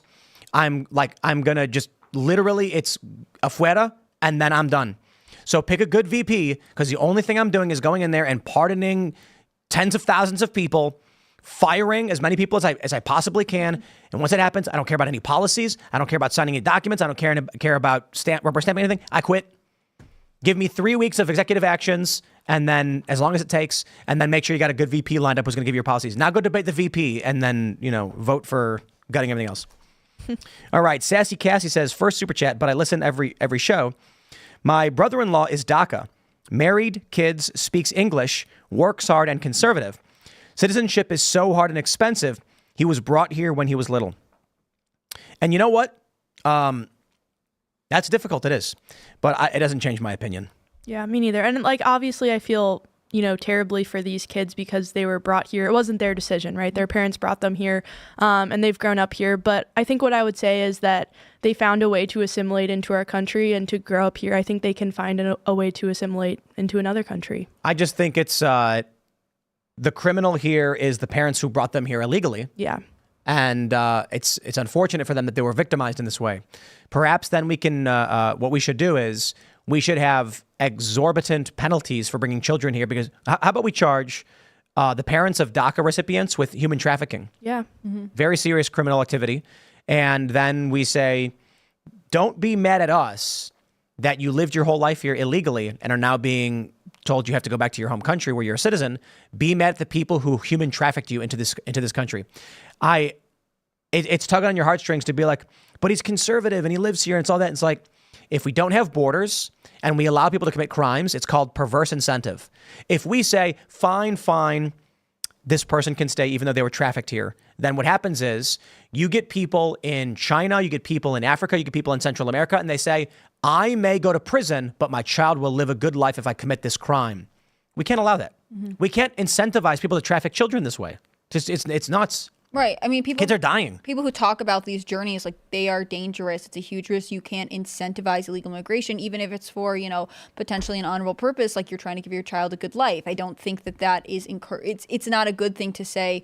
But if you just make it here, then everything will be okay, because actually that's not true. I also think that a conservative DACA recipient, would understand why citizenship is so important, right? It's important that we as a culture say it's not enough to just be here. You have to actively be a part of our system in a legal way.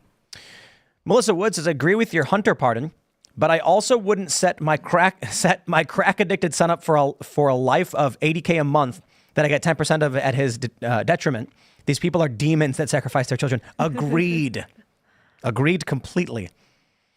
Yeah, someone else mentioned that Hunter's just always been the bag man. And Joe Biden's attitude is probably like, Hunter, you're a loser. You're a drug addict. The one thing you're good for is that you can take the money so I don't go to jail for it.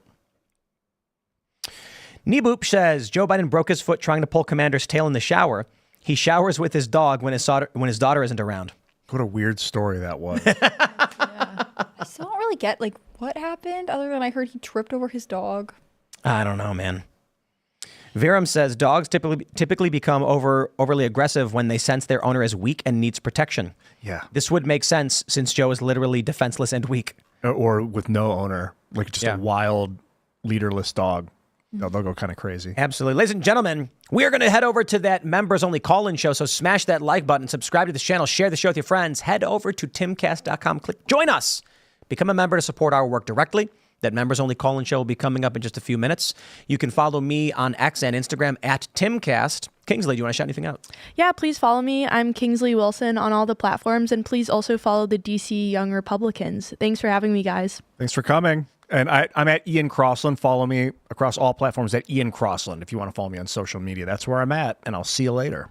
Yeah, guys, thanks for watching. If you're in the area, you should go to Hot Girl Summer and hang out with Kingsley in D.C. I think that's going to be a cool DC Young Republicans event. I'm Hannah Claire Brimla. I'm a writer for SCNR.com, Scanner News. Follow their work at Timcast News on Twitter and Instagram. Follow me on Twitter at Hannah Claire B and on Instagram at HannahClaire.B. Guys, thanks for everything. Bye, Serge. Later, dudes. We will see you all over at timcast.com in about a minute. Thanks for hanging out.